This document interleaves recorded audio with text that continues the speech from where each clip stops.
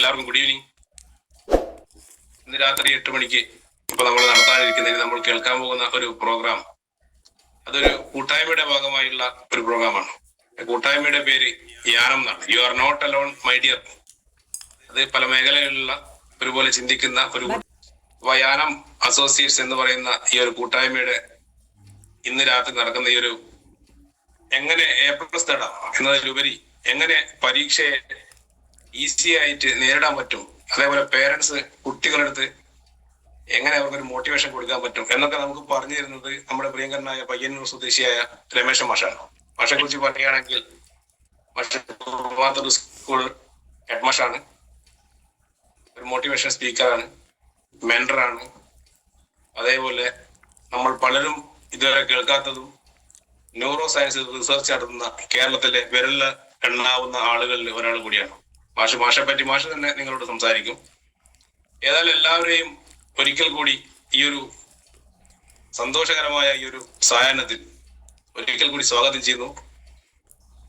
ഈ സെഷൻ രമേശൻ മാഷ് ഓൾറെഡി നിങ്ങളോട് സംവദിച്ചതിന് ശേഷം നിങ്ങൾക്ക് ഇതുമായി ബന്ധപ്പെട്ട് എന്തെങ്കിലും സംശയങ്ങളോ അഭിപ്രായങ്ങളോ ചോദിക്കാനോ ഉണ്ടെങ്കിൽ ഒരു ക്വസ്റ്റ്യൻ സെഷൻ ഉണ്ടാവും. അപ്പോൾ വളരെ പോസിറ്റീവായി ഇതിൽ കുറെ കുട്ടികളുണ്ട്. കുട്ടികളടുത്ത് പറയാനുള്ളത് ഒരു ഓപ്പൺ മൈൻഡോട് കൂടി നിങ്ങൾ എന്ത് ചെയ്യുക, ഈ ഒരു പ്രോഗ്രാമിനെ വീക്ഷിക്കുക.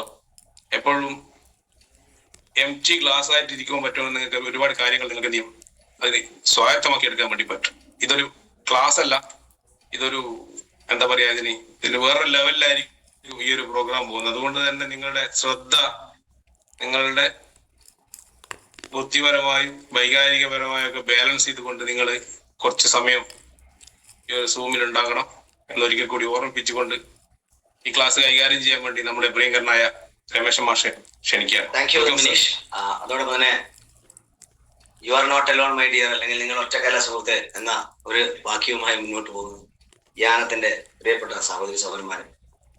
അതോടൊപ്പം ഇന്ന് ആദ്യമായി ഇത്തരത്തിലൊരു സെഷൻ, പ്രത്യേകിച്ച് പരീക്ഷ എഴുതുന്ന കുട്ടികൾ, പരീക്ഷാ കാലമാണ്, ഫെബ്രുവരി മാർച്ച് ഒക്കെ വരുമ്പോൾ പൊതുവെ രക്ഷിതാക്കളും കുട്ടികളും അതോടൊപ്പം തന്നെ പറയുന്ന അധ്യാപകരും പ്രധാന അധ്യാപകരും ഒക്കെ അസ്വസ്ഥമാകുന്ന ഒരു സമയമാണ്. കഴിഞ്ഞ 19 വർഷമായിട്ട് ഞാൻ അധ്യാപന മേഖലയിലാണ്. ഇപ്പോൾ തളിപ്പറമ്പിനടുത്തുള്ള Kurumathur government vocational higher secondary സ്കൂളിലെ ഹൈസ്കൂൾ ചാർജ് വഹിക്കുന്ന ഹെഡ് മാസ്റ്റർ. കഴിഞ്ഞ കുറച്ച് 1-2 മാസങ്ങൾക്കുള്ളിൽ ഏതാണ്ട് 2000-3000 കുട്ടികളോട് നേരിട്ട് സ്കൂളുകളിൽ പോയി, എന്റെ സുഹൃത്തുക്കളായ അച്ഛന്മാരൊക്കെ വിളിക്കുന്ന സ്കൂളുകളിൽ പോയി ഇത്തരത്തിലുള്ള സെഷൻ ചെയ്യാൻ സാധിച്ചിട്ടുണ്ട്. എന്നെ പോലെ തന്നെ ഇത്തരം സെഷൻ ചെയ്യുന്ന ജിതിൻ കെ ശ്യാമിനെ പോലെയുള്ള സഹോദരന്മാരുടെ കൂടി ഉണ്ട്. അതുകൊണ്ട് തന്നെ ഒട്ടനവധി ആൾക്കാർ, കേരളത്തിലെ മോട്ടിവേഷൻ രംഗത്തുള്ള ഒരുപാട് ആൾക്കാർ ഈ സമയം പല സ്കൂളുകളിലും കോളേജുകളിലും ഒക്കെ പോയി പരീക്ഷാ സമ്മർദ്ദങ്ങളെ കുറിച്ചൊക്കെ സംസാരിക്കാറ്.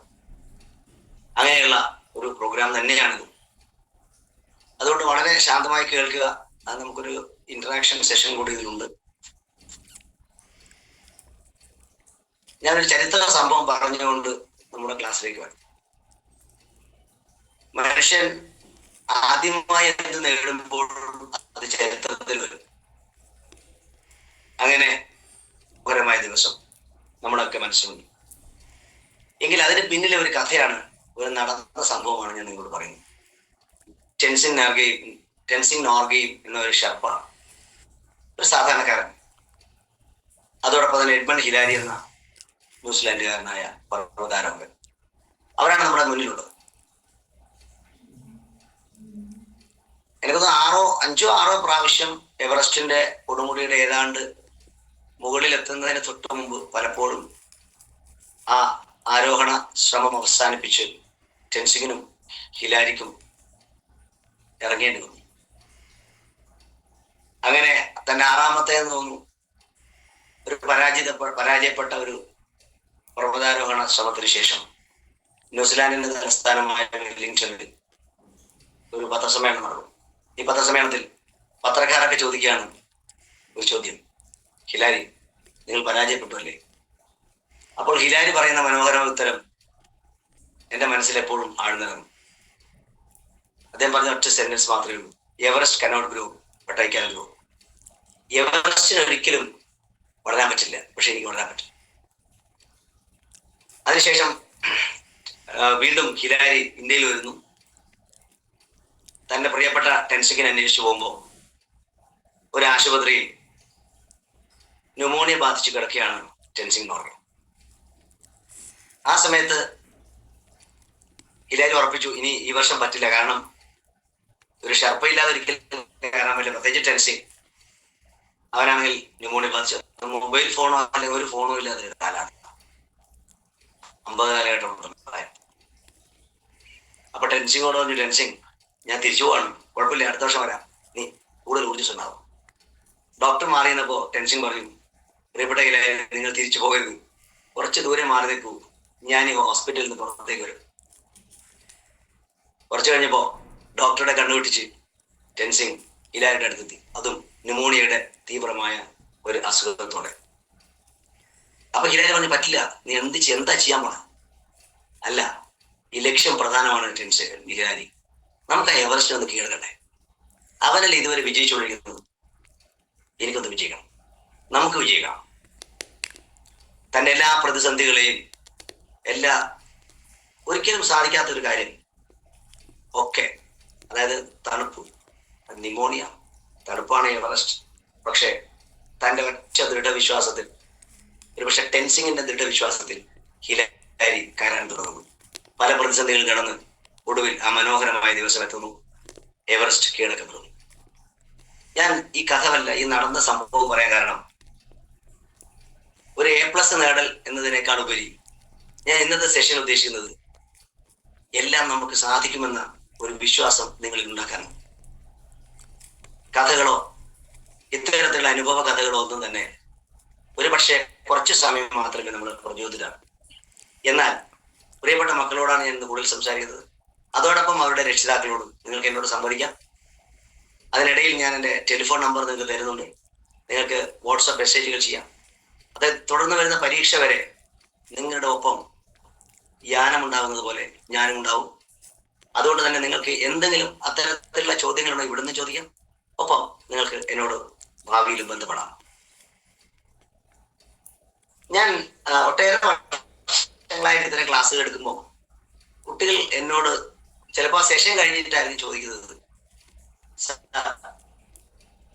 ഇനി ഞാൻ എന്ത് ചെയ്യണം? ഞാൻ ഇന്ന വിഷയത്തിലൊക്കെ വളരെ പരാജയത്തിലാണ്, ജയിക്കുമോന്ന് അറിയില്ല, എനിക്കൊരു A+ കിട്ടും. ഈ സമയത്താണ് ഞാൻ മാത്തൽ ഗവൺമെന്റ് ഹയർ സെക്കൻഡറി സ്കൂളിൽ എൻ്റെ അനുഭവം ആദ്യമായിരുന്നു പങ്കുവെക്കട്ടെ. അവിടെ വർഷങ്ങൾക്ക് മുമ്പ് ഞാൻ പഠിപ്പിച്ചൊരു മോളുണ്ടായിരുന്നു, സൂര്യമോൾ എന്നാണ് അവളുടെ പേര്. അവൾക്ക് നടക്കാൻ പറ്റില്ല, അവളെ എടുത്തിട്ടാണ് സ്കൂളിലേക്ക് കൊണ്ടുവരുന്നത്. എൻ്റെ ഒരു പ്രിയപ്പെട്ട മകളാണ്. അപ്പൊ ഞാൻ സൂര്യയോട് ചോദിച്ചു, പലപ്പോഴും ഞാൻ കുട്ടിയോട് എന്താണ് നിങ്ങളുടെ ആഗ്രഹം എന്നൊക്കെ ചോദിക്കാറ്. സൂര്യ അങ്ങനെയൊന്നും ഉത്തരം പറയുന്നൊരു കുട്ടിയല്ല. അവൾക്ക് 2 കളിക്കൂട്ടുകാരികളുണ്ടായിരുന്നു. ആ 2 കളിക്കൂട്ടുകാരിൽ ഒരാൾ ശ്വേതയും മറ്റൊന്ന് അനക്കയായിരുന്നു.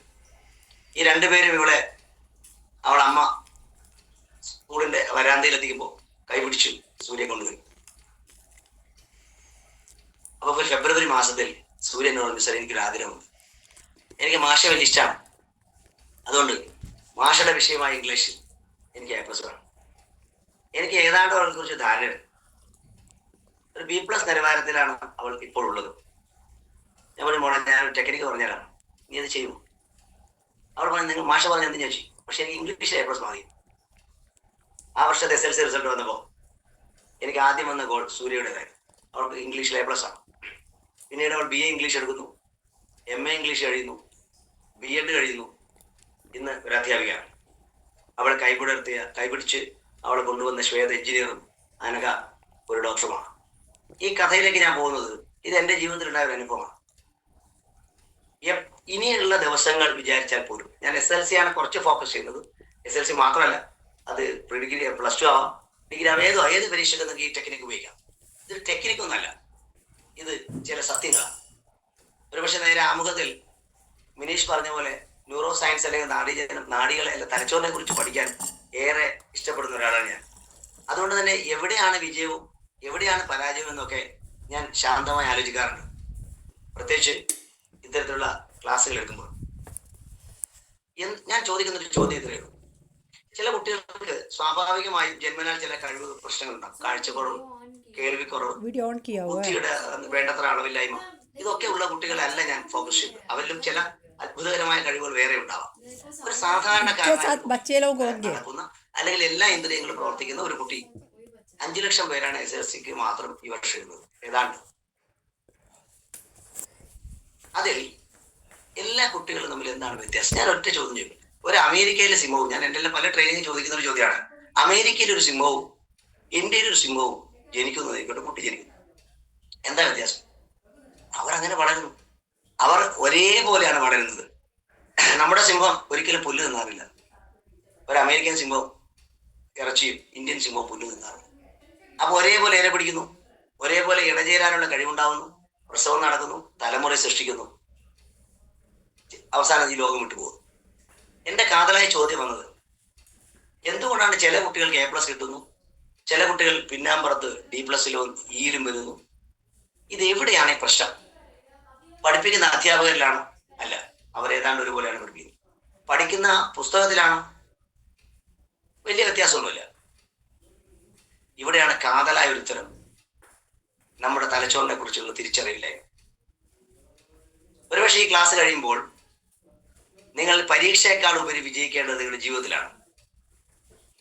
പലരും അതിസമ്പന്നർ പോലും ജീവിതം ഉപേക്ഷിക്കുന്ന ഒരു കാലഘട്ടത്തിൽ നമ്മൾ ഇനിയുള്ള ജീവിതത്തിന്റെ വിജയത്തിന്റെ സൂത്രവാക്യങ്ങളാണ് ഇവിടെ എനിക്ക് നിങ്ങളുടെ മുമ്പിൽ തുറന്നു വെക്കാറുള്ളത്.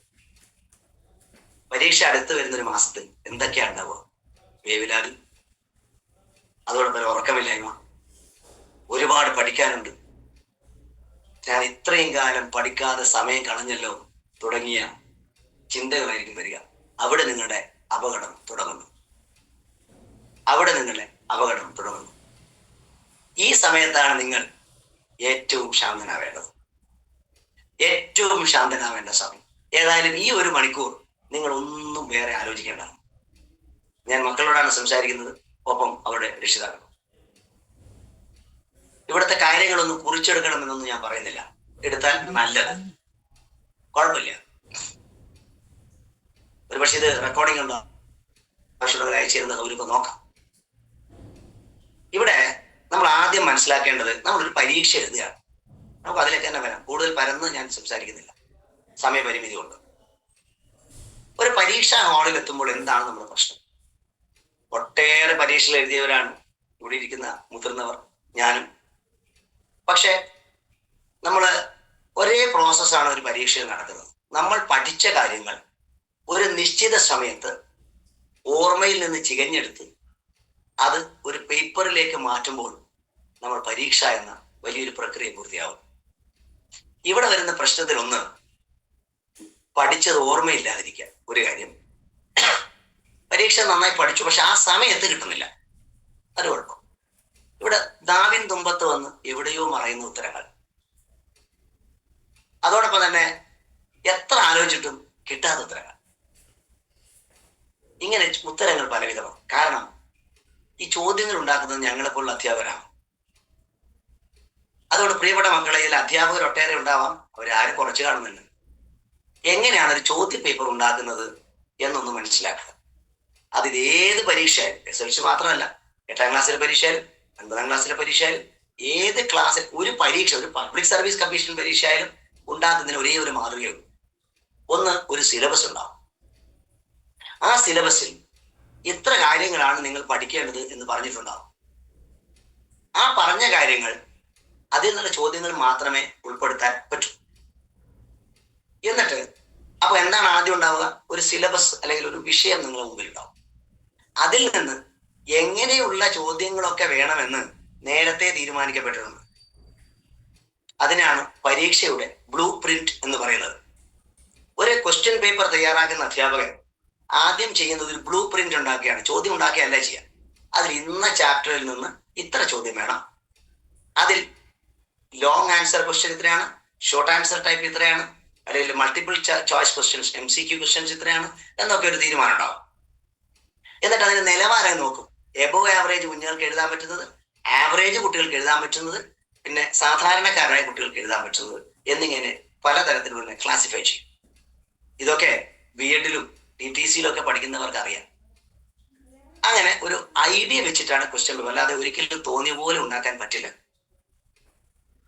ആ നിർദ്ദേശം പാലിക്കുന്ന ചോദ്യപേപ്പറുകൾ മാത്രമേ വിദ്യാഭ്യാസ വകുപ്പ് എടുക്കാം. ഇനി ഈ ക്വസ്റ്റ്യൻ പേപ്പറിന്റെ രഹസ്യ സ്വഭാവത്തെ കുറിച്ച് ഒരു അല്പം പറയാം. പ്രത്യേകിച്ച് ഇതിൽ ഏറ്റവും കൂടുതൽ SLC എഴുതുന്നവരായിരിക്കാനാണ് സാധ്യത. നിങ്ങളുടെ ചോദ്യപേപ്പർ ഏതാണ്ട് ഒരു 6 മാസം മുമ്പേ തയ്യാറായി കഴിഞ്ഞു. കേരളത്തിലെ അറിയപ്പെടുന്ന അധ്യാപകരിൽ നിന്നും, അത് നമുക്കൊന്നും പരസ്പരം അറിയാൻ പറ്റില്ല, അവരിൽ നിന്ന് അവരോട് ചോദ്യങ്ങൾ തയ്യാറാക്കി കൊടുക്കാൻ ആവശ്യം. അത് ചിലപ്പോൾ ക്യാമ്പുകൾ വഴിയായിരിക്കാം, ഇൻഡിവിജ്വൽ ആയിരിക്കാം. അങ്ങനെ ഇംഗ്ലീഷിലെ ചോദ്യപേപ്പർ ഒരു അധ്യാപകനായി എന്നെ ഏൽപ്പിച്ചു എന്നിരിക്കട്ടെ. ഞാൻ എന്താണ് ചെയ്യുന്നത്? ഞാൻ ഈ പറയുന്ന നിർദ്ദേശം അനുസരിച്ചുള്ള ഒരു ചോദ്യപേപ്പറും അതിന് ഉത്തര സൂചികയും തയ്യാറാക്കും. എന്നിട്ട് ഞാൻ അത് ഒരു കൃത്യമായി ഒരു ഇതിൽ ഒട്ടിച്ച്, ഒരാൾക്ക് തുറക്കാൻ പറ്റില്ല, അത് വിദ്യാഭ്യാസ വകുപ്പിൽ കൈമാറും. ഇതേപോലെ രമേശൻ മാഷ് എന്ന് പറയുന്ന ഒരാൾ മാത്രമല്ല, പല സ്ഥലങ്ങളിൽ നിന്ന് ഉണ്ടാക്കുന്ന ക്വസ്റ്റ്യൻ പേപ്പറുകൾ ഒക്കെ തന്നെ ഈ ടേബിളിൽ വരും. എന്നിട്ട് അതിൽ നിന്ന് ഏതെങ്കിലും ഒന്ന് തിരഞ്ഞെടുക്കും. അതിനുശേഷം രഹസ്യ സ്വഭാവമുള്ള, പ്രത്യേകിച്ച് ജയിലിൻ്റെ ഒക്കെയുള്ള ചില പ്രസ്സുകളിലാണ് ക്വസ്റ്റ്യൻ അടിക്കുന്നത്. അവിടെ ഒരിക്കലും SLC പരീക്ഷ എന്നോ ഈ എന്താ പറയാ +2 പരീക്ഷ എന്നില്ല, ചില കോഡുകളായിരിക്കും ഉണ്ടാവുക. അതുകൊണ്ട് അവരുടെ വളരെ സീരിയസ് ആയ അത്രയും സെൻസറേറ്റ് മാത്രമേ അവിടെ തൊഴിലാളികൾ കൊടുക്കും. അതുകൊണ്ട് ഇതൊന്നും കോപ്പി അടിക്കാനൊന്നും പറ്റില്ല. അങ്ങനെ അത് പ്രിന്റ് ചെയ്ത് അവിടുന്ന് തന്നെ 20 എണ്ണത്തിനെ പാക്കറ്റാക്കി നിങ്ങളുടെ മുമ്പിലെത്തുന്നവരെ ഈ ചോദ്യം ഒരാളും കാണുന്നില്ല. മറ്റൊരു രസകരമായ കാര്യം, ഈ ചോദ്യം ഉണ്ടാക്കിയ അധ്യാപകൻ പോലും ചിലപ്പോൾ ആ ക്വസ്റ്റ്യൻ വന്നാൽ മാത്രമേ അറിയാൻ പറ്റൂ. ഇതെന്തിനാ പറഞ്ഞതെന്ന് വെച്ചാൽ അധ്യാപകരാണ് ഈ ചോദ്യം ഉണ്ടാകുന്നത്. അപ്പോൾ അധ്യാപകരുടെ മാനസിക നില ചോദ്യം ചെയ്ത് വരും. അതുകൊണ്ട് തന്നെ ചില ചോദ്യ പേപ്പറുകൾ എളുപ്പവും ചിലത് വളരെ കഠിനമായി. ചില അധ്യാപകർ വിചാരിക്കും എന്നാ നോക്കാം, ഇവരൊന്ന് കടുപ്പമുള്ള ചോദ്യമാവട്ടെ. ചിലർ പറയും ലളിതവും. ഇനി ചില പരീക്ഷകളിൽ ഞാൻ വരുത്തിയ മണ്ടത്തരങ്ങളെ കുറിച്ച് ആദ്യം പറയാം. എന്നിട്ട് ഇത് എന്തുകൊണ്ടാണ് സംഭവിക്കുന്നതെന്ന് വളരെ വിശദമായിട്ട് ഞാൻ പറഞ്ഞു തരാം. ഞാൻ പബ്ലിക് സർവീസ് കമ്മീഷൻ പരീക്ഷകൾ ഒട്ടനവധി എഴുതിയ ഒരാളാണ്. അതിൽ 5-10 ജോലികൾ എനിക്ക് ലഭിക്കുകയും ചെയ്തിട്ടുണ്ട്. അതിൽ ചില പരീക്ഷകളുടെ ചോദ്യങ്ങൾ എനിക്ക് വളരെയധികം ഓർമ്മ ഉണ്ടാകും. അതിലൊരു ചോദ്യം ഇതാണ്. അതൊരു കാസർഗോഡ് ജില്ലയിലെ, എനിക്ക് തോന്നുന്നു LD ക്ലർക്ക് പരീക്ഷ എന്തോ അല്ലെ ഏതൊരു പരീക്ഷക്കാണ് ചോദിച്ച ചോദ്യം, കൃത്യമായി ഓർക്കുന്നില്ല.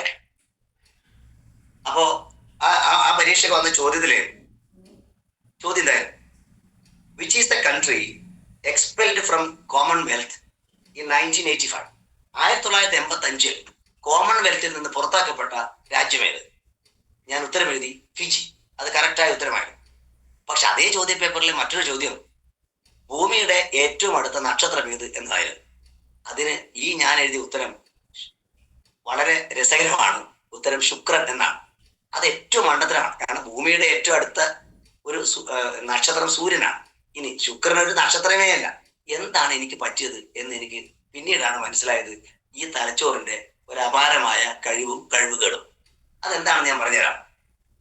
പിന്നീട് എല്ലാ പരീക്ഷ കഴിഞ്ഞ് പുറത്തിറങ്ങുമ്പോൾ നമ്മുടെ ഉള്ളിൽ നിന്ന് പുറത്തു വരുന്ന ഉത്തരവുണ്ട്, ഛേ അത് തെറ്റിയല്ലോ. ഇങ്ങനെ എത്ര ഛേ പറയുന്നുവോ അത്രയും നിങ്ങൾ വിജയിച്ചുകൊണ്ടിരിക്കും എന്നൊരു രസകരമായ ഉത്തരം കൂടി പറയാനുണ്ട്. അങ്ങനെ ഇരിക്കെ എന്താണ് ഇവിടെ സംഭവിക്കുന്നത്? നമ്മൾ മനസ്സിലാക്കേണ്ട കാര്യം, ഞാൻ പറയുന്നതെല്ലാം പ്രാക്ടിക്കലായ കാര്യങ്ങളാണ് പ്രിയപ്പെട്ടവരെ. അതിൽ എന്തെങ്കിലും സംശയം നമുക്ക് എന്നോട് ചോദിക്കാം. ഈ ആരാണ് ഇതിൽ ഓർമ്മിക്കുന്നത്? നമുക്ക് ഒറ്റയടിക്ക് പറയാം, എന്റെ തലച്ചോറാണ്. അതെ, നിങ്ങളുടെ തലച്ചോറ് തന്നെയാണ് ഇത് ഓർമ്മിക്കുന്നത്. പക്ഷേ തലച്ചോറിലെ ഏത് ഭാഗമാണെന്ന് അറിയാമോ? അതാണ് ബുദ്ധിമുട്ട്. ഞാനൊരു പുസ്തകം വായിച്ചു. ആ പുസ്തകത്തിൽ നിന്ന് ഒരറിവ് എനിക്ക് ലഭിച്ചു. ഇത് റെക്കോർഡ് ചെയ്തൊരു മെഷീനുണ്ട്. ആ മെഷീന്റെ പേര് മറ്റൊന്നല്ല, ഹിപ്പോ ക്യാമ്പസ് എന്നാണ്. നിങ്ങളുടെ പേരൊന്നും പറഞ്ഞ് ബുദ്ധിമുട്ടണ്ട. കടൽക്കുതിരയെ പോലെയുള്ള ഒരു ചെറിയ ആകൃതിയുള്ള തലച്ചോറിന്റെ ഒരു മനോഹരമായ ഭാഗം. ഇതിലേക്കാണ് ഈ അറിവുകൾ എത്തുന്നത്. അതവിടെ ഷോർട്ട് ടേം മെമ്മറിയിൽ വെക്കേണ്ട സാധനത്തിനെ ലോങ് ടേം മെമ്മറിയിലേക്ക് മാറ്റും. എപ്പോഴോ ജൂൺ മാസത്തിൽ പഠിച്ച ചോദ്യം ഈ മാർച്ച് മാസത്തിൽ വന്നേക്കാം. അത് നമ്മൾ മറന്നുപോയേക്കാം. അതൊക്കെ വീണ്ടും ചോദ്യങ്ങളായിട്ട് വരും. അപ്പൊ ഈ ഹിപ്പോ ക്യാമ്പസ് എന്ന് പറയുന്ന ഇവനെ എങ്ങനെ സൂത്രത്തിൽ കീഴ്പ്പെടുത്താം? അതോടൊപ്പം നമുക്ക് വേവലാതി വരുന്നൊരു പ്രശ്നമുണ്ട്. പലപ്പോഴും ഞാൻ കണ്ടിട്ടുണ്ട് പരീക്ഷാ ഹാളിൽ. ഇത്തവണ ഞാൻ ചീഫ് സൂപ്രണ്ട് ആയതുകൊണ്ട് സ്കൂളിന്റെ കാര്യങ്ങളാണ് നോക്കേണ്ടത്. കഴിഞ്ഞ വർഷമൊക്കെ ഡെപ്യൂട്ടി ചീഫ് ആയപ്പോൾ ആ സ്കൂളിന്റെ മൊത്തം ഉത്തരവാദിത്വം നോക്കുമ്പോൾ ഞാൻ പരീക്ഷാ ഹാളുകളിൽ ഇടക്കിടക്ക് ഒരു മിന്നൽ പരിശോധന നടത്തും. അപ്പോൾ കാണാം ചില കുട്ടികൾ അസ്വസ്ഥരാകുന്നത്. ഇവരുടെ പ്രശ്നമാണ്, പഠിച്ചിരുന്നു, ഓർമ്മയില്ല. അപ്പോൾ നമ്മൾ ചെയ്യേണ്ട കാര്യം എന്താണ്? എങ്ങനെ വ്യത്യസ്തമായ ഓരോ ചോദ്യങ്ങളെ സമീപിക്കുന്ന ടെക്നിക്കുകൾ ഞാൻ നിങ്ങൾക്ക് പറഞ്ഞുതരാം. അതിനൊക്കെ മുമ്പേ നമ്മുടെ വേവലാതിപ്പെടുത്തുന്ന തലച്ചോറിന്റെ ഭാഗത്തെ കുറിച്ച് അറിയണം. അവനെ നമ്മൾ ലിംബിക് ബ്രെയിൻ അഥവാ റെപ്റ്റീലിയൻ ബ്രെയിൻ എന്നൊക്കെ പറഞ്ഞ് അതിനെ ഒരു പേര് നടുക്കില്ല ബുദ്ധി എന്ന് പറയാം. അതായത് ഒരു ചോദ്യമൊക്കെ വരുന്ന സമയത്ത് പെട്ടെന്ന് നമ്മളെ വിഷമിപ്പിക്കുന്ന, ഉത്തരം കിട്ടില്ലെന്ന് നമ്മളെ ബോധിപ്പിക്കുന്ന ഈ ഒരു ചങ്ങായി ഉണ്ടല്ലോ, ഒരു ചങ്ങാതി, ഈ ചങ്ങാതിയെ ഒന്ന് വരുതിയിലാക്കണം. അതുകൊണ്ട് ഉറപ്പിച്ച് ഞാൻ പറയട്ടെ, ഇന്ന് നിങ്ങൾ തീരുമാനമെടുത്ത് പരീക്ഷയ്ക്ക് ഇടയിലുള്ള 21 ദിവസം ഞാൻ പറയുന്നത് പോലെ ചെയ്യുകയാണെങ്കിൽ മക്കളെ നിങ്ങൾക്ക് A+ ഉറപ്പാണ്. പക്ഷെ ചോദ്യം അതല്ല, നിങ്ങൾ ചെയ്യാൻ ശ്രമിക്കുമോ എന്നുള്ളതാണ്.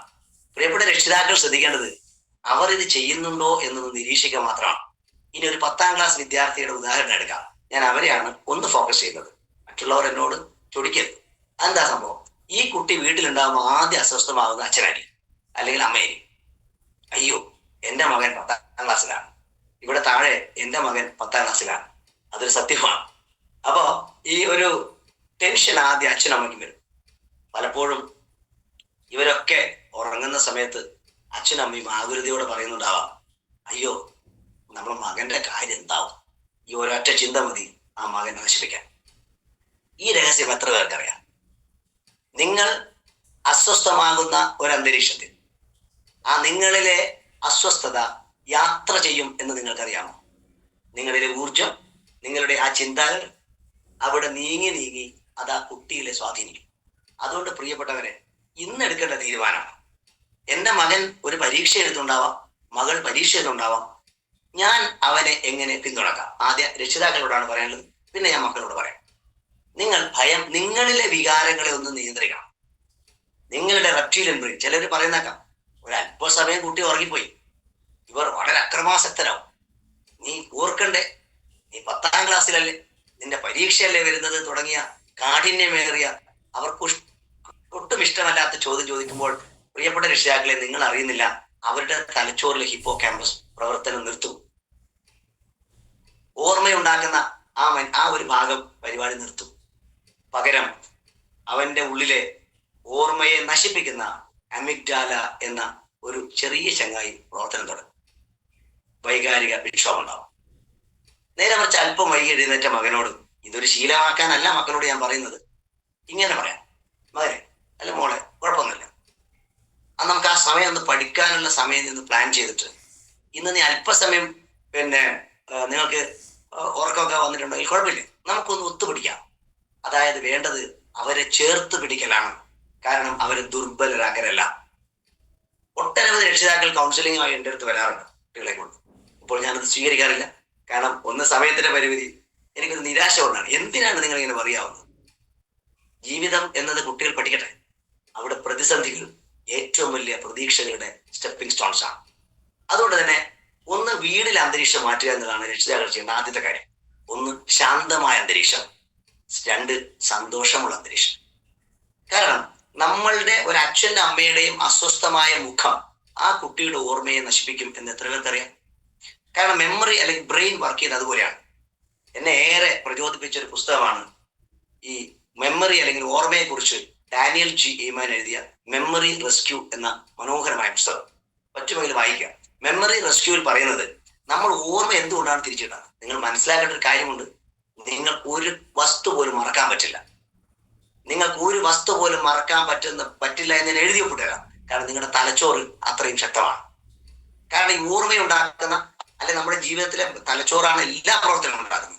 ആ തലച്ചോറിലെ ന്യൂറോൺസ് അല്ലെങ്കിൽ നാഡീ ഞരമ്പുകൾ എന്നൊക്കെ മലയാളത്തിൽ പറയുന്ന നാഡീകോശങ്ങൾ, ഈ ന്യൂറോൺസ് എത്രയുണ്ടെന്ന് പോലും നമുക്കറിയില്ല. ഒരുപക്ഷെ ബയോളജി അധ്യാപിക പഠിപ്പിച്ചിട്ടുണ്ടാവും. എന്താണ് ഒരു 80 ബില്യൺ 80 ബില്യൺ ന്യൂറോൺസ് ഉണ്ടെന്ന് പഠിപ്പിക്കാം. പക്ഷെ കുട്ടിക്ക് അറിയില്ലല്ലോ ബില്യൺ എത്രയെന്ന്. നമുക്ക് പോലും അറിയില്ല ബില്യൺ എത്രയാണ്. ഞാനതൊരു ഏകദേശ കണക്ക് ഇങ്ങനെ പറയാം. ഭൂമിയെ ഒന്ന് മനസ്സിൽ വിചാരിക്കുക, അതൊന്നും നമുക്ക് സാധ്യമല്ല. അത്ര വലുതാണ് ഭൂമി. ആ ഭൂമിയെ 2 പ്രാവശ്യം ചുറ്റത്തക്ക വിധത്തിൽ നമുക്ക് ഈ ന്യൂറോണുകളെ ചേർത്ത് പിടിക്കാം. എത്ര? ഭൂമിയുടെ 2 മടങ്ങ്. അപ്പോൾ അതിശക്തമായ ന്യൂറോൺസ് ഉള്ള ഈ തലച്ചോറിനെ നമ്മൾ എന്തിനാണ് അവിശ്വസിക്കുന്നത്? നമ്മൾക്ക് ആകെ അത് അറിയില്ലെന്ന് മാത്രമേ ഉള്ളൂ. നിങ്ങൾക്ക് ഒരിക്കലും മറക്കാൻ പറ്റില്ല. അപ്പോൾ നിങ്ങൾ ചോദിക്കുക, എന്താണ് ഇദ്ദേഹം പറയുന്നത്? എനിക്ക് മറവിയല്ലേ എൻ്റെ കൂടുതൽ? അല്ല, നിങ്ങൾ ആ മറവി എന്താണ് മറവി? ഓർമ്മ. നിങ്ങൾ ഓർക്കേണ്ടത് എന്തെങ്കിലും ഒന്ന് ഓർക്കാൻ ശ്രമിക്കുന്ന സമയത്ത് മറ്റെന്തോ ഓർത്തുപോയി എന്നുള്ളത് മാത്രമേ ഉള്ളൂ. ഓർമ്മകൾ മാത്രമേ ഉള്ളൂ, മറവികളില്ല. ഉദാഹരണം, രാവിലെ ഓഫീസിൽ പോകേണ്ട ഞാൻ പേഴ്സ് എടുക്കാൻ മറക്കുന്നു. അപ്പം ചോദ്യം ശരിയല്ലേ മാഷെ? മറന്നില്ലേ? ഇല്ല. ആ സമയത്ത് ആ പേഴ്സ് എടുക്കാൻ എന്ന ഓർമ്മയേക്കാൾ വളരെ ഇമ്പോർട്ടന്റ് ആയ മറ്റൊരു ഓർമ്മ എന്റെ ബ്രെയിൻ എടുക്കേണ്ടി വന്നു എന്ന് മാത്രമേ ഉള്ളൂ. ഇത് വളരെ രസകരമായ കാര്യമാണ്. ഓർമ്മകൾ മാത്രമേ ഉള്ളൂ, മറവികളില്ല. അങ്ങനെ ഒന്നുമില്ല. നിങ്ങളുടെ ബ്രെയിൻ എന്താ ചെയ്യുന്നത്? ഒറ്റ കാര്യം ചെയ്യുന്നു, റെക്കോർഡ് റെക്കോർഡ് റെക്കോർഡ് റെക്കോർഡ്. പക്ഷെ കുഴപ്പം, നിങ്ങളുടെ അലമാര വിചാരിക്കുക, നിങ്ങൾക്ക് 5 ഷർട്ടുകളുണ്ട്. പക്ഷെ എവിടെയാണ് ഈ ഷർട്ട് വെച്ചു എന്ന് ഒരു ഐഡിയ ഇല്ല. എന്താ നമ്മൾ ചെയ്യുക? ഓരോന്നും വലിച്ചു വാരി ഇടുന്നു, ഏതെങ്കിലും ഒരു ഷർട്ട് എടുക്കുന്നു. ഒരു അലമാര, മറ്റൊരു അലമാര, എല്ലാം പ്രോപ്പറായി ഓർഗനൈസ്ഡ് വെച്ചിട്ടുണ്ട്. അപ്പോഴെനിക്കറിയാം, ഇപ്പോൾ ഞാൻ ഇടാൻ ഉദ്ദേശിക്കുന്ന ഈ ചുവപ്പ് ഷർട്ട് അല്ലെങ്കിൽ ഈ കളറിലെ ഷർട്ട് എനിക്ക് എളുപ്പം കണ്ടെത്താൻ പറ്റും. ഇതാണ് മക്കളെ ഞാൻ പറയുന്നത് മെമ്മറി എന്നാൽ. നമ്മുടെ തലച്ചോറിനെ ഇങ്ങനെ ഓർഗനൈസ്ഡ് ആയിട്ട് നമുക്കൊന്ന് തിരിച്ചു പിടിക്കാൻ സാധിച്ചാൽ നമ്മൾക്ക് എല്ലാം ഓർമ്മയുണ്ടാവും. ഇനി ഒരു കാര്യം പറയാം. ഇത് മാസം ഫെബ്രുവരിയാണ്, അവൻ പോകുന്നത്. മേ ബി ജനുവരി, നമുക്ക് ഒരു ദിവസം കൂടെ ഉള്ളൂ. ഞാൻ മാത്രം പറയുന്നത് ഒരു റിസർച്ചാണ് ഞാൻ പറയുന്നത്. ഇപ്പോൾ നിങ്ങളുടെ പാഠഭാഗം എടുക്കാം. ഞാൻ ഒരു വിഷയം എടുക്കട്ടെ, 10ാം തരത്തിലെ ഫിസിക്സ്. ഈ ഫിസിക്സ് എന്ന പുസ്തകത്തിൽ ടീച്ചേഴ്സ് എല്ലാം ഡിസംബർ ജനുവരി പഠിപ്പിച്ചു. അതിനർത്ഥം ഇതിന്റെ 70% കാര്യവും നിങ്ങളുടെ ബ്രെയിനിലുണ്ടാവും. ഒന്നും കൂടെ ഞാൻ പറയാം, 70% കാര്യവും ബ്രെയിൻ അവിടെ ഓർഗനൈസ്ഡ് ആണ്. പക്ഷേ നിങ്ങളുടെ കുഴപ്പം വരുന്നത്, അയ്യോ എന്റെ ഫിസിക്സിൽ എനിക്ക് 30% അറിയില്ല. അല്ലെങ്കിൽ കുറച്ചറിയാത്ത ചോദ്യങ്ങളിൽ നിങ്ങൾ ഫോക്കസ് ചെയ്യുമ്പോൾ വെറും മണ്ടനായ തലച്ചോറ് അത് വിശ്വസിക്കും. ഇവനൊരു വിഡ്ഢിയായ ഒരു വിഡ്ഢിയാണ് ഈ തലച്ചോറ് എന്ന് പറയുന്നത്. അവൻ എന്ത് പറഞ്ഞു പറ്റിക്കാൻ പറ്റും? നമ്മൾ ഇനി ചെയ്യാൻ പോകുന്നത് A+ കിട്ടാൻ ഇവനെ ഒന്ന് പറ്റിക്കാം. എങ്ങനെ പറ്റിക്കാം? ചീറ്റ് ചെയ്യാം. അതിന് ബ്രെയിൻ ഹാക്കിംഗ് എന്നാണ് പറയുന്നത്. Hack your brain. അതിന് വേണ്ടുന്ന ഒരു കാര്യം, നന്നായി ഉറങ്ങണം. ഞാൻ പറയുന്ന പ്രധാനപ്പെട്ട കാര്യങ്ങളാണ്. ഉറക്കം നമ്മുടെ മെമ്മറിയെ വളരെയധികം സഹായിക്കും. ഞാൻ ഒരുപാട് കുട്ടികളായിട്ട് ഇന്ററാക്ട് ചെയ്യുന്ന ഒരാളാണ് എല്ലാ ദിവസവും. ഇപ്പൊ ചില അമ്മമാര് പറയും, ഇവന് വലിയ ഉറക്കമാണ് മാഷെ. അവൻ ഉറങ്ങുന്നില്ല. വലിയ ഉറക്കമുണ്ടെങ്കിൽ അവൻ ശരിക്കും ഉറങ്ങുന്നില്ല. കുറച്ച് ഉറക്കമുണ്ടെങ്കിൽ അവനും ശരിക്കും ഉറങ്ങുന്നില്ല. അതിനൊരു പാറ്റേൺ ഉണ്ട്. 10 മണി മുതൽ 2 മണി വരെ എന്ന് പറയുന്ന രാത്രിയിലെ സമയം എന്തായാലും ഉറങ്ങിയാൻ പറ്റും. അതുകൊണ്ട് ഞാൻ നിങ്ങൾക്കൊരു സ്ലീപ്പ് പാറ്റേൺ തരാം. 10 മണി മുതൽ 5 മണി വരെ 7 മണിക്കൂർ നിങ്ങൾ ഉറങ്ങിയാൽ മതി. പ്രത്യേകിച്ച് പരീക്ഷയുടെ അടുത്ത സമയത്ത് ഉറക്കം കുറയും എങ്കിലും ഒരു 7 മണിക്കൂർ സ്പേസ് ആവശ്യമുണ്ട്. എന്തിനാ? നമ്മൾ ഉറങ്ങുമ്പോൾ എന്ത് സംഭവിക്കുന്നു നമുക്ക് അറിയുന്നില്ല. നമ്മൾ ഉറങ്ങുമ്പോൾ നമ്മുടെ തലച്ചോറിലെ എല്ലാ തരത്തിലുള്ള കോശങ്ങളുടെ ന്യൂറോൺസിന്റെ റെസ്റ്റ് ലഭിക്കുന്നു എന്ന് മാത്രമല്ല, നിങ്ങളുടെ ബുദ്ധിയെ, ഓർമ്മയെ ഏറ്റവും സഹായിക്കുന്ന മറ്റൊരു കോമ്പണന്റ് ഞാൻ പറഞ്ഞുതരാം. അത് സെറട്ടോണിൻ എന്ന് പറയുന്ന ഒരു ന്യൂറോ ട്രാൻസ്മിറ്റർ ആണ്. ഈ സെറട്ടോണിൻ ഉത്പാദിപ്പിക്കുന്നത് വയറ്റിലാണ്, പ്രത്യേകിച്ച് ഗട്ടിൽ. വൻകുടലിന്റെ ഭാഗമാണ് ഗട്ട്. അവിടെയുള്ള ഗട്ട് ബാക്ടീരിയകൾ അല്ലെങ്കിൽ ഗട്ട് ബയോംസ് എന്ന് പറയുന്ന ലക്ഷക്കണക്കിന് ബാക്ടീരിയകൾ ഉറക്കം അവർക്ക് ഉറങ്ങിയേ പറ്റൂ. കാരണം അവരാണ് നമ്മുടെ എല്ലാ തരത്തിലുള്ള ഊർജത്തിന്റെയും ഉത്പാദകർ. അതിന് വിടുന്ന കമാൻഡോസ് ആണ് അവർക്ക് ഉറങ്ങാൻ നമ്മൾ സമ്മതിച്ചേ പറ്റും. അവർ ഉറങ്ങിക്കഴിഞ്ഞാൽ ആ ഉറക്കത്തിൽ നിങ്ങൾക്ക് വളരെ സ്ട്രോങ് ആണെങ്കിൽ അവർ ഉത്പാദിപ്പിക്കുന്ന ഒരു ന്യൂറോ ട്രാൻസ്മിറ്റർ ആണ് ഞാൻ ഈ പറഞ്ഞ സെറട്ടോണിൻ. ഈ സെറട്ടോണിൻ നമ്മുടെ ശരീരത്തിൽ കൂടുതലുണ്ടെങ്കിൽ നമ്മുടെ മെമ്മറി അത് സഹായിക്കും. അതിനെ സന്തോഷത്തിന്റെ ഹോർമോൺ എന്നൊക്കെ ചിലർ പറയാറുണ്ട്. ഇത് തലച്ചോറിൽ 10%, 90% ബ്രെയിൻ ഈ ഗട്ടിലാണ് ഉണ്ടാക്കുന്നത്. അപ്പൊ നമ്മൾ ഉറക്കം ക്ലിയർ അല്ലെങ്കിൽ ഈ ബാക്ടീരിയ മരിച്ചു പോകും. അതിനൊരു സാധ്യതയുമായി ക്ഷീണം സംഭവിക്കും. ഈ ക്ഷീണം സംഭവിക്കുമ്പോൾ അത് സെറട്ടോണിൻ പ്രൊഡക്ഷനെ ബാധിക്കും. ഈ സെറട്ടോണിൻ പ്രൊഡക്ഷൻ കുറഞ്ഞാൽ നിങ്ങളുടെ ബ്രെയിനിൽ പ്രത്യേകിച്ച് ഹിപ്പോ ക്യാമ്പസ് ആക്റ്റീവ് ആവില്ല. ഒരു പക്ഷേ ആരും പറഞ്ഞതുണ്ടാവില്ല. ഈ ഹിപ്പോ ക്യാമ്പസ് എന്ന ഓർമ്മ ഉണ്ടാക്കേണ്ട ഈ കക്ഷിയെ നമ്മളൊന്ന് ശരിയാക്കി എടുക്കാൻ മക്കളെ ഉറങ്ങിയേ പറ്റും. അധികം ഉറങ്ങാനും പാടില്ല. 10 മുതൽ 5 മണി ഉറങ്ങുക എന്നൊരു പാറ്റേൺ ഇനിയുള്ള ദിവസങ്ങളിൽ നിങ്ങൾ ഉണ്ടാക്കണം. അതിന് രക്ഷിതാക്കളെ സഹായിക്കാം. അവരൊന്ന് ഉറക്കാനും അവർ 5 മണിക്ക്. പല രക്ഷിതാക്കളും രാത്രി 11:30 12 മണിക്ക് കുട്ടികളെ വായിപ്പിക്കുന്നത് ഒന്നും ഓർമ്മയുണ്ടാവില്ല. 2 കാര്യം ഞാൻ പറയാം. പരീക്ഷയുടെ തലേന്നാൾ പഠിക്കുന്ന 90% പുതിയ കാര്യങ്ങളും ഹിപ്പോ ക്യാമ്പസിന് എടുക്കാൻ പറ്റില്ല. അതുകൊണ്ടാണ് പറഞ്ഞാൽ തലേന്നാൾ എന്തൊരു പഠിത്തമായിരുന്നു, സാർ ഒന്നും കിട്ടില്ല. നേരെ മറിച്ച് ഇനിയാണ് നമ്മൾ ഈ ടെക്നിക്ക് ഒക്കെ ഉപയോഗിക്കാൻ പോകുന്നത്. അതിനെ പറയുന്നത് സ്പേസിംഗ് ടെക്നിക് എന്നാണ്. അതിന് വേണമെങ്കിൽ ഒരു പേരിടാം. അങ്ങനെ ഒരു പേരില്ലെങ്കിൽ കുഴപ്പമൊന്നുമില്ല. നിങ്ങൾക്ക് ഒരു കാര്യം, അങ്ങനെ നോക്കിയാൽ 10 വിഷയമാണ് ഉള്ളത് പഠിക്കാനെന്നിരിക്കട്ടെ. ഇപ്പൊ SLC ഒക്കെയാണ് 9 വിഷയങ്ങൾ, ഒരു IT ഒന്നൂട്ടെ. ഈ 9 എണ്ണത്തിലും A+ കിട്ടലാണല്ലോ നമ്മുടെ ലക്ഷ്യം. അപ്പോൾ ഒരു കാര്യം, അതിലും ഒരു കണക്കുണ്ട്. നിങ്ങൾക്കൊരു 4 മുതൽ 5 വിഷയം വരെ A+ സ്വാഭാവികമായി ലഭിക്കും. കാരണം അതിന് വലിയ പണിയൊന്നും വേണ്ട. അങ്ങനെയാണ് തലച്ചോറ് ചെയ്യുന്നത്. പക്ഷെ ഒരു 5 എണ്ണം, അതാണ് സാർ എന്റെ ഫുൾ A+ സ്വപ്നത്തെ തകർത്തത്. ഞാൻ ചോദിക്കും, ആ പ്രതികളെ നമ്മൾ ആദ്യം കണ്ടെത്തണം. ഒരു വൈറ്റ് പേപ്പർ എടുത്തിട്ട് അതിൽ എഴുതുക. എന്തെഴുതണം? നിങ്ങൾക്ക് ഏറ്റവും ബുദ്ധിമുട്ടേറിയ വിഷയം ഏറ്റവും മുകളിൽ എഴുതുക. അതിനുശേഷം രണ്ടാമത്തെ വിഷയമുള്ള എഴുതുക. 3, 4 ഇങ്ങനെ എഴുതി വെക്കുക. ഞാൻ 9 എണ്ണത്തിൽ 5 A+ ഓൾറെഡി കിട്ടുന്ന 4 എണ്ണം കിട്ടാത്ത ഒരു മാതൃക SLC-കാരനാണ് എടുക്കുന്നത്. അവൻ അത് എഴുതി വെക്കുന്നു. ഇത് +2-കാർക്ക് വേറെ തരത്തിൽ കാണാം, ഡിഗ്രിക്കാർക്ക് വേറെ കാണാം. ഞാൻ 8ാം ക്ലാസ് നിങ്ങൾ ഇഷ്ടപ്പെട്ട കാര്യം, ഒരു വിഷയം. ഇനി രസകരമായ കാര്യം, ഇപ്പോൾ നിങ്ങൾ എവിടെ നിൽക്കുന്നു, വേർ യു സ്റ്റാൻഡ് നൗ എന്നത് ആദ്യം അറിയണം. എനിക്ക് 10 അധ്യായങ്ങൾ പഠിക്കാനുണ്ടെന്നിരിക്കട്ടെ ഫിസിക്സ്. ഈ കഴിഞ്ഞ പരീക്ഷ ഇപ്പൊ സ്മൈൽ നടക്കുന്നുണ്ട് ചില സ്കൂളിൽ, ഇനിയിപ്പോ മോഡൽ എക്സാം വരും. നിങ്ങൾ പരീക്ഷയെ ഫോക്കസ് ചെയ്യണ്ട. പരീക്ഷയെ നിങ്ങൾ ഫോക്കസ് ചെയ്യണ്ട എന്ന് ഞാൻ പറഞ്ഞതിനർത്ഥം തെറ്റിദ്ധരിച്ചിട്ട് ക്ലാസ് കഴിഞ്ഞിട്ട് പറയും ആ രമേശ മാഷ് പറഞ്ഞതിന് പരീക്ഷയെ ഫോക്കസ് ചെയ്യണ്ട. ദയവേത് അങ്ങനെ പറയരുത്. ഞാൻ പറയുന്നത്, ഞാൻ പുതിയ ട്രാക്കിലേക്ക് നിങ്ങൾ കൊണ്ടുവരണം. പരീക്ഷ നടക്കട്ടെ, മോഡൽ എക്സാം നടക്കട്ടെ, നിങ്ങൾ IT എക്സാം നടക്കട്ടെ, അതിൽ നിങ്ങൾ ഫോക്കസ് ചെയ്യണം. അത് നടക്കാം, അത് നിങ്ങൾ പഠിക്കുകയും വേണം. പക്ഷേ നമ്മൾ ഈ സ്ട്രാറ്റജി മാറ്റാൻ പോകുന്ന ചില വിഷയങ്ങളിലേക്ക് എങ്ങനെ മാറാം? അങ്ങനെ A+ നഷ്ടപ്പെടുന്ന ഒരു ഫിസിക്സിനെ നമ്മൾ കണ്ടെത്തുന്നു. Number 1 success. ഇനി ആ പുസ്തകം നമുക്ക് ഒരിക്കലും ഇഷ്ടമല്ല. മറ്റൊന്ന്, ലോക ചരിത്രത്തിൽ ഏതെങ്കിലും ഒരു വിഷയത്തിന് മാർക്ക് കുറഞ്ഞിട്ടുണ്ടെങ്കിൽ അത് പഠിപ്പിക്കുന്ന അധ്യാപകയോട് പോയിട്ട്, ടീച്ചറെ എനിക്ക് ഫിസിക്സ് അധികം അറിയില്ല, ഒന്ന് പറഞ്ഞു തരുമോ എന്ന് ഒരു വിദ്യാർത്ഥിയും ചോദിച്ചായിട്ട് എനിക്കറിയില്ല.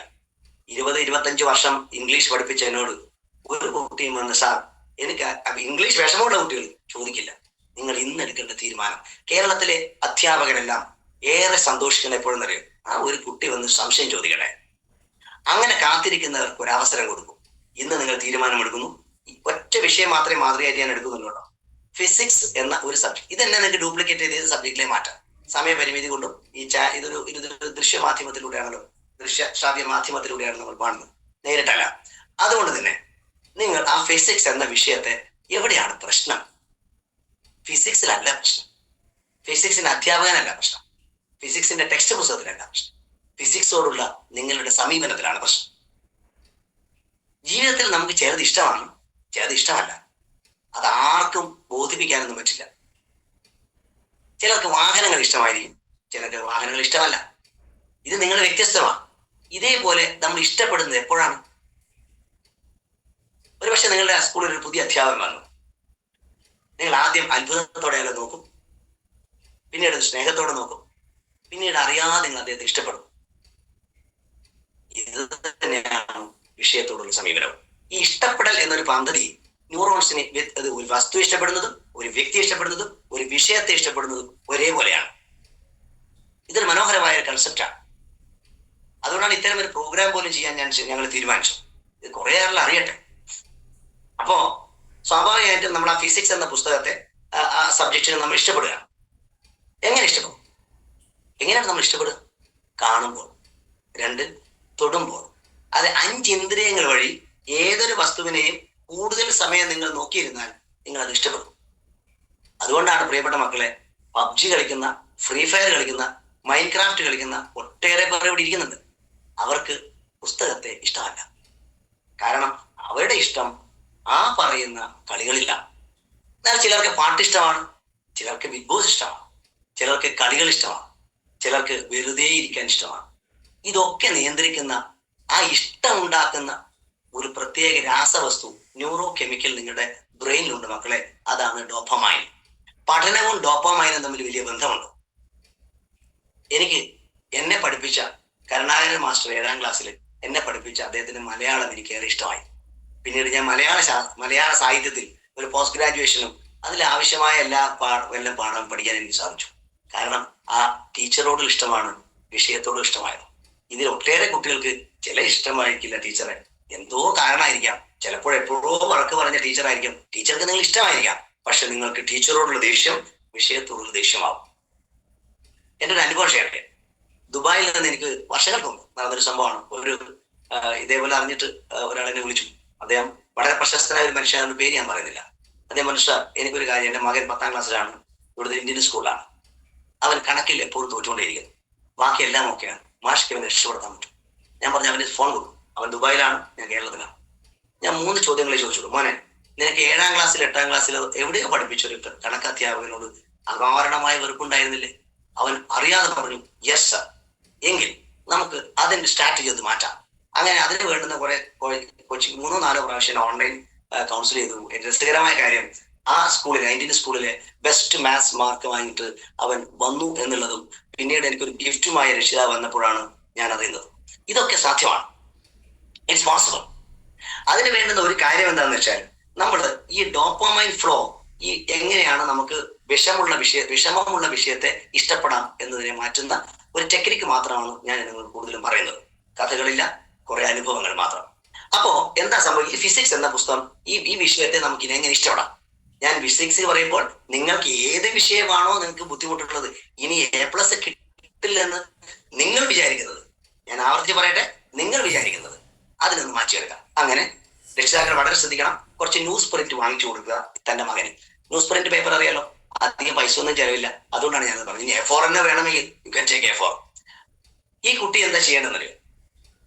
ഇപ്പോൾ നല്ലൊരു പഠന സമ്മർദ്ദത്തിലായിരിക്കും അവൻ. അതുകൊണ്ടൊരു ഗുണമുണ്ട്. നമ്മളൊരു വളരെ സീരിയസ് ആയ കാര്യം ചെയ്യുമ്പോൾ നമ്മുടെ എല്ലാ അവയവങ്ങളും അലർട്ടാവും, പ്രത്യേകിച്ച് നമ്മുടെ തലച്ചോറ്.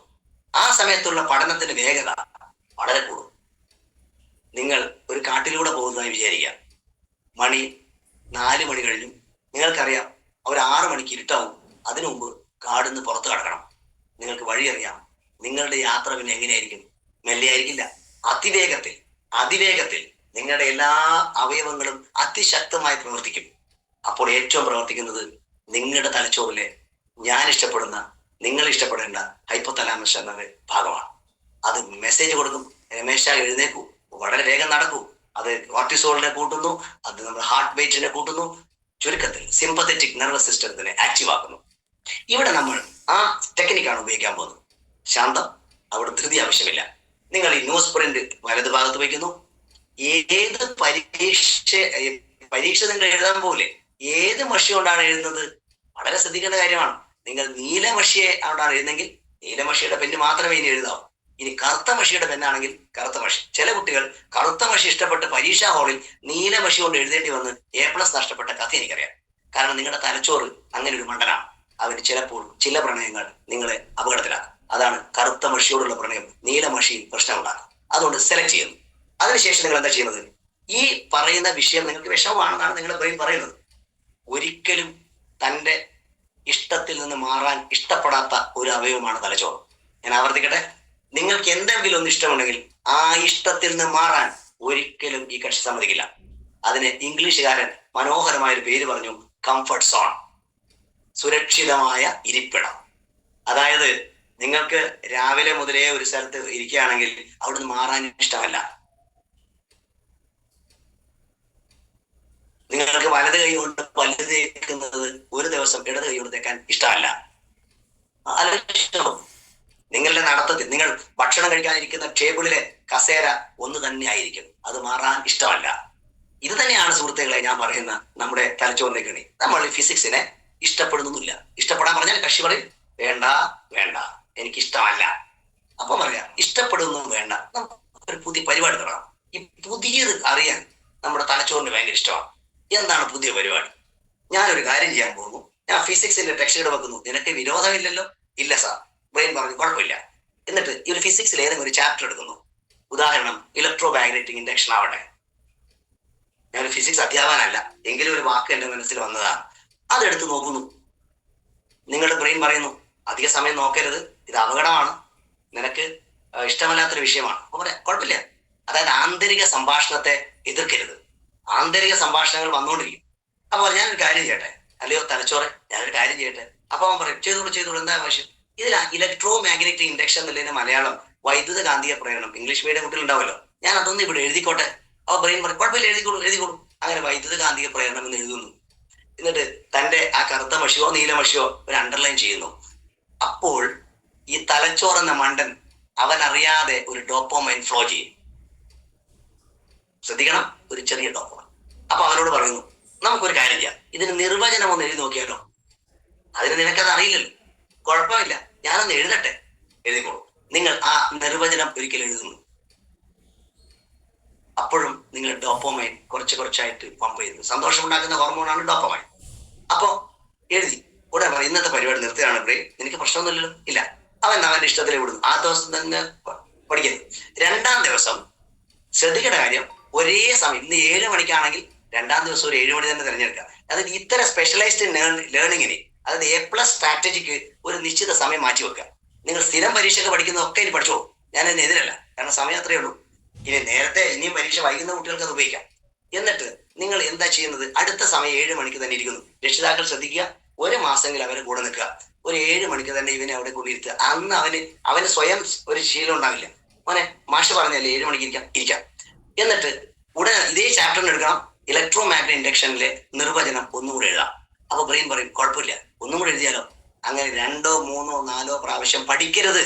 നിങ്ങൾ എഴുതുമ്പോൾ അറിയാതെ നിങ്ങളുടെ ഡോപ്പോമൈൻ ഷിഫ്റ്റ് ചെയ്യുമ്പോൾ കുറച്ച് കഴിയുമ്പോൾ ബ്രെയിൻ പറയും, മോനെ എഴുന്നേക്ക്, 7 മണി ആയില്ലേ, നമുക്ക് പഠിക്കാലോ. എന്താണ്? ഫിസിക്സ് അവർ ഇഷ്ടപ്പെടാൻ തുടങ്ങി. ഇതൊരു 10 ദിവസം കഴിയുമ്പോഴേക്ക് ആ വിഷയത്തിന്റെ മെമ്മറി കൂടും. ഇനി പറയുന്ന രഹസ്യം മറ്റൊന്നുമല്ല, ഇങ്ങനെ പഠിക്കുന്ന കാര്യങ്ങൾ, അതായത് ഒരു ഫ്രിക്ഷൻ ഇല്ലാതെ, റെസിസ്റ്റൻസ് ഇല്ലാതെ, പ്രതിരോധമില്ലാതെ പഠിക്കുന്ന കാര്യങ്ങൾ നമ്മുടെ തലച്ചോറ് ഞാൻ ഈ പറഞ്ഞ ഹിപ്പോ ക്യാമ്പസിൽ റെക്കോർഡ് ചെയ്യും.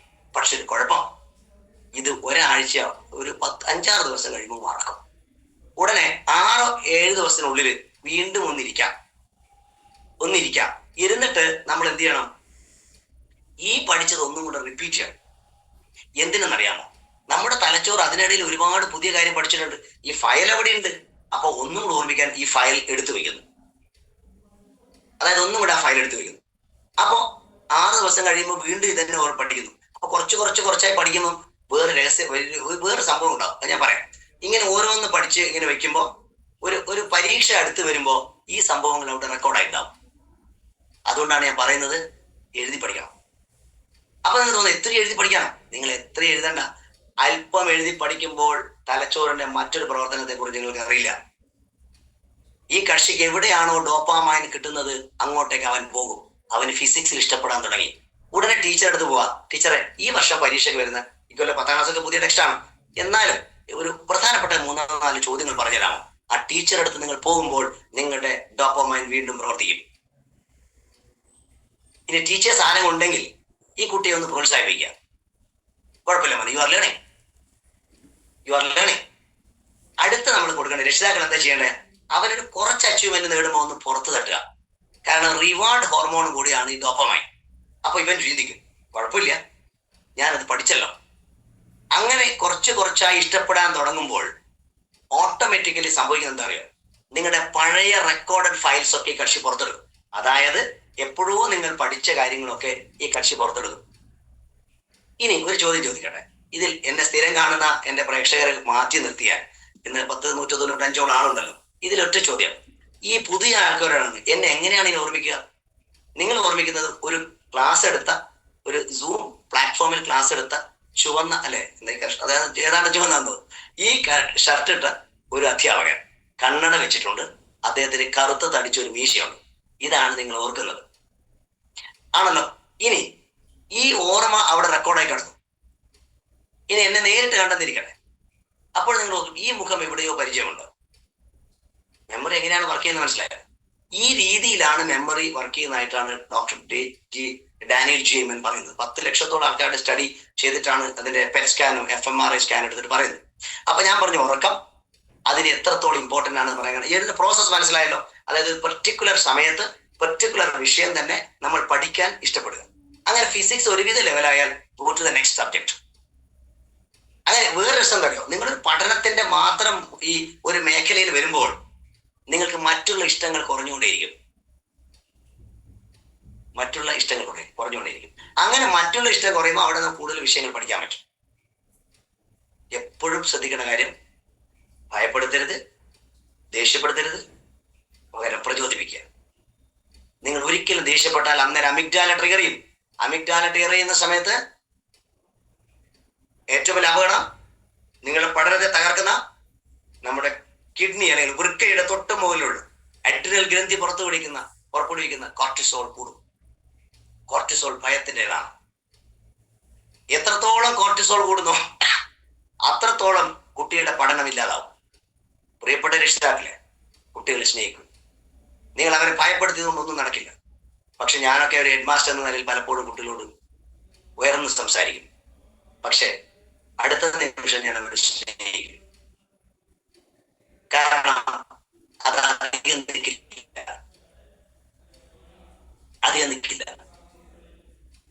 അതുകൊണ്ടാണ് ഒരു സ്നേഹം പദ്ധതി പോലും നമുക്ക് സമയപരിമിതി കൊണ്ട് 47 മിനിറ്റ് ആയി. അതായത് നമ്മൾ ഈ ഒന്ന് ഉറക്കം എന്ന് പറയുന്നത് ഇതിനെ ബന്ധിക്കുന്നത് എങ്ങനെ ഞാൻ പറഞ്ഞിട്ടില്ല. ഞാൻ എങ്ങനെ പഠിക്കണമെന്ന് മാത്രമാണ് പറഞ്ഞത്. അതുകൊണ്ട് നിങ്ങൾക്ക് എന്തെങ്കിലും വിട്ടുപോയ കാര്യങ്ങൾ എന്നോട് ചോദിക്കാം. അങ്ങനെ ഇനി ആദ്യത്തെ കാര്യം, ഇനി ഉറക്കം എങ്ങനെയാണ് നമ്മുടെ പഠനത്തെ സ്വാധീനിക്കുന്നത്? ഉറങ്ങുമ്പോൾ എന്താണ് സംഭവിക്കുന്നത് പോലും നമുക്ക് ആരും പറഞ്ഞു തന്നിട്ടില്ല. നിങ്ങൾ ഈ ക്ലാസ്സിൽ വന്നുകൊണ്ട് അതെങ്കിലും പഠിക്കും. നിങ്ങൾ ഉറങ്ങാൻ പോകുന്നത് മുതൽ ഉറക്കത്തിലേക്ക് വഴുതി വീഴുന്നത് വരെ നിങ്ങളുടെ തലച്ചോറിൽ ഒരുപാട് സ്പന്ദനങ്ങളുണ്ട്. അതിനെ ഓരോ വേവ്സ് എന്ന് പറയാം. ഉറക്കത്തിലേക്ക് പോകുന്ന സമയത്ത് ഗാമ വേവ്സ്, ഏറ്റവും അലർട്ടായ വേവ്സ്, വളരെ ഫ്രീക്വൻസി ഉണ്ട്. പിന്നെ ബീറ്റ, പിന്നെ ആൽഫ. അത് കഴിഞ്ഞ് നിങ്ങൾ ഉറക്കത്തിലേക്ക് വഴുതി വീഴുമ്പോൾ ഒരു പെർട്ടിക്കുലർ സമയത്ത് അവിടെ ഒരു തീറ്റ വേവ്സ് ആക്ടിവേഷൻ നടക്കും. ആ സമയത്ത് നിങ്ങൾ കൊടുത്ത മുഴുവൻ വിശ്വാസങ്ങളും അത് നേടിത്തരും. അതുകൊണ്ട് പ്രിയപ്പെട്ട മക്കളെ, ഉറങ്ങുന്നതിന് 5 മിനിറ്റ് മുമ്പ് അല്ലെങ്കിൽ 10 മിനിറ്റ് മുമ്പ് നിങ്ങൾക്ക് ഏറ്റവും വിഷമമുള്ള ഒരു വിഷയത്തെ കുറിച്ച് ഒന്ന് ആലോചിച്ച് കിടക്കുക. 1. 2, നിങ്ങൾ മാർക്ക് കൂടുതൽ, നിങ്ങൾക്ക് ഏതാണോ വേണ്ടത്, ഫുൾ A+ ആണോ, അതൊക്കെ കിട്ടിയതായി വിശ്വസിക്കുന്ന ഒരു ചിത്രം ഉണ്ടാക്കുക. പേര് ഇപ്പോൾ കൃഷ്ണൻ എന്നാണെങ്കിൽ I am an A+ student എന്ന് കൃഷ്ണൻ എഴുതുന്നു.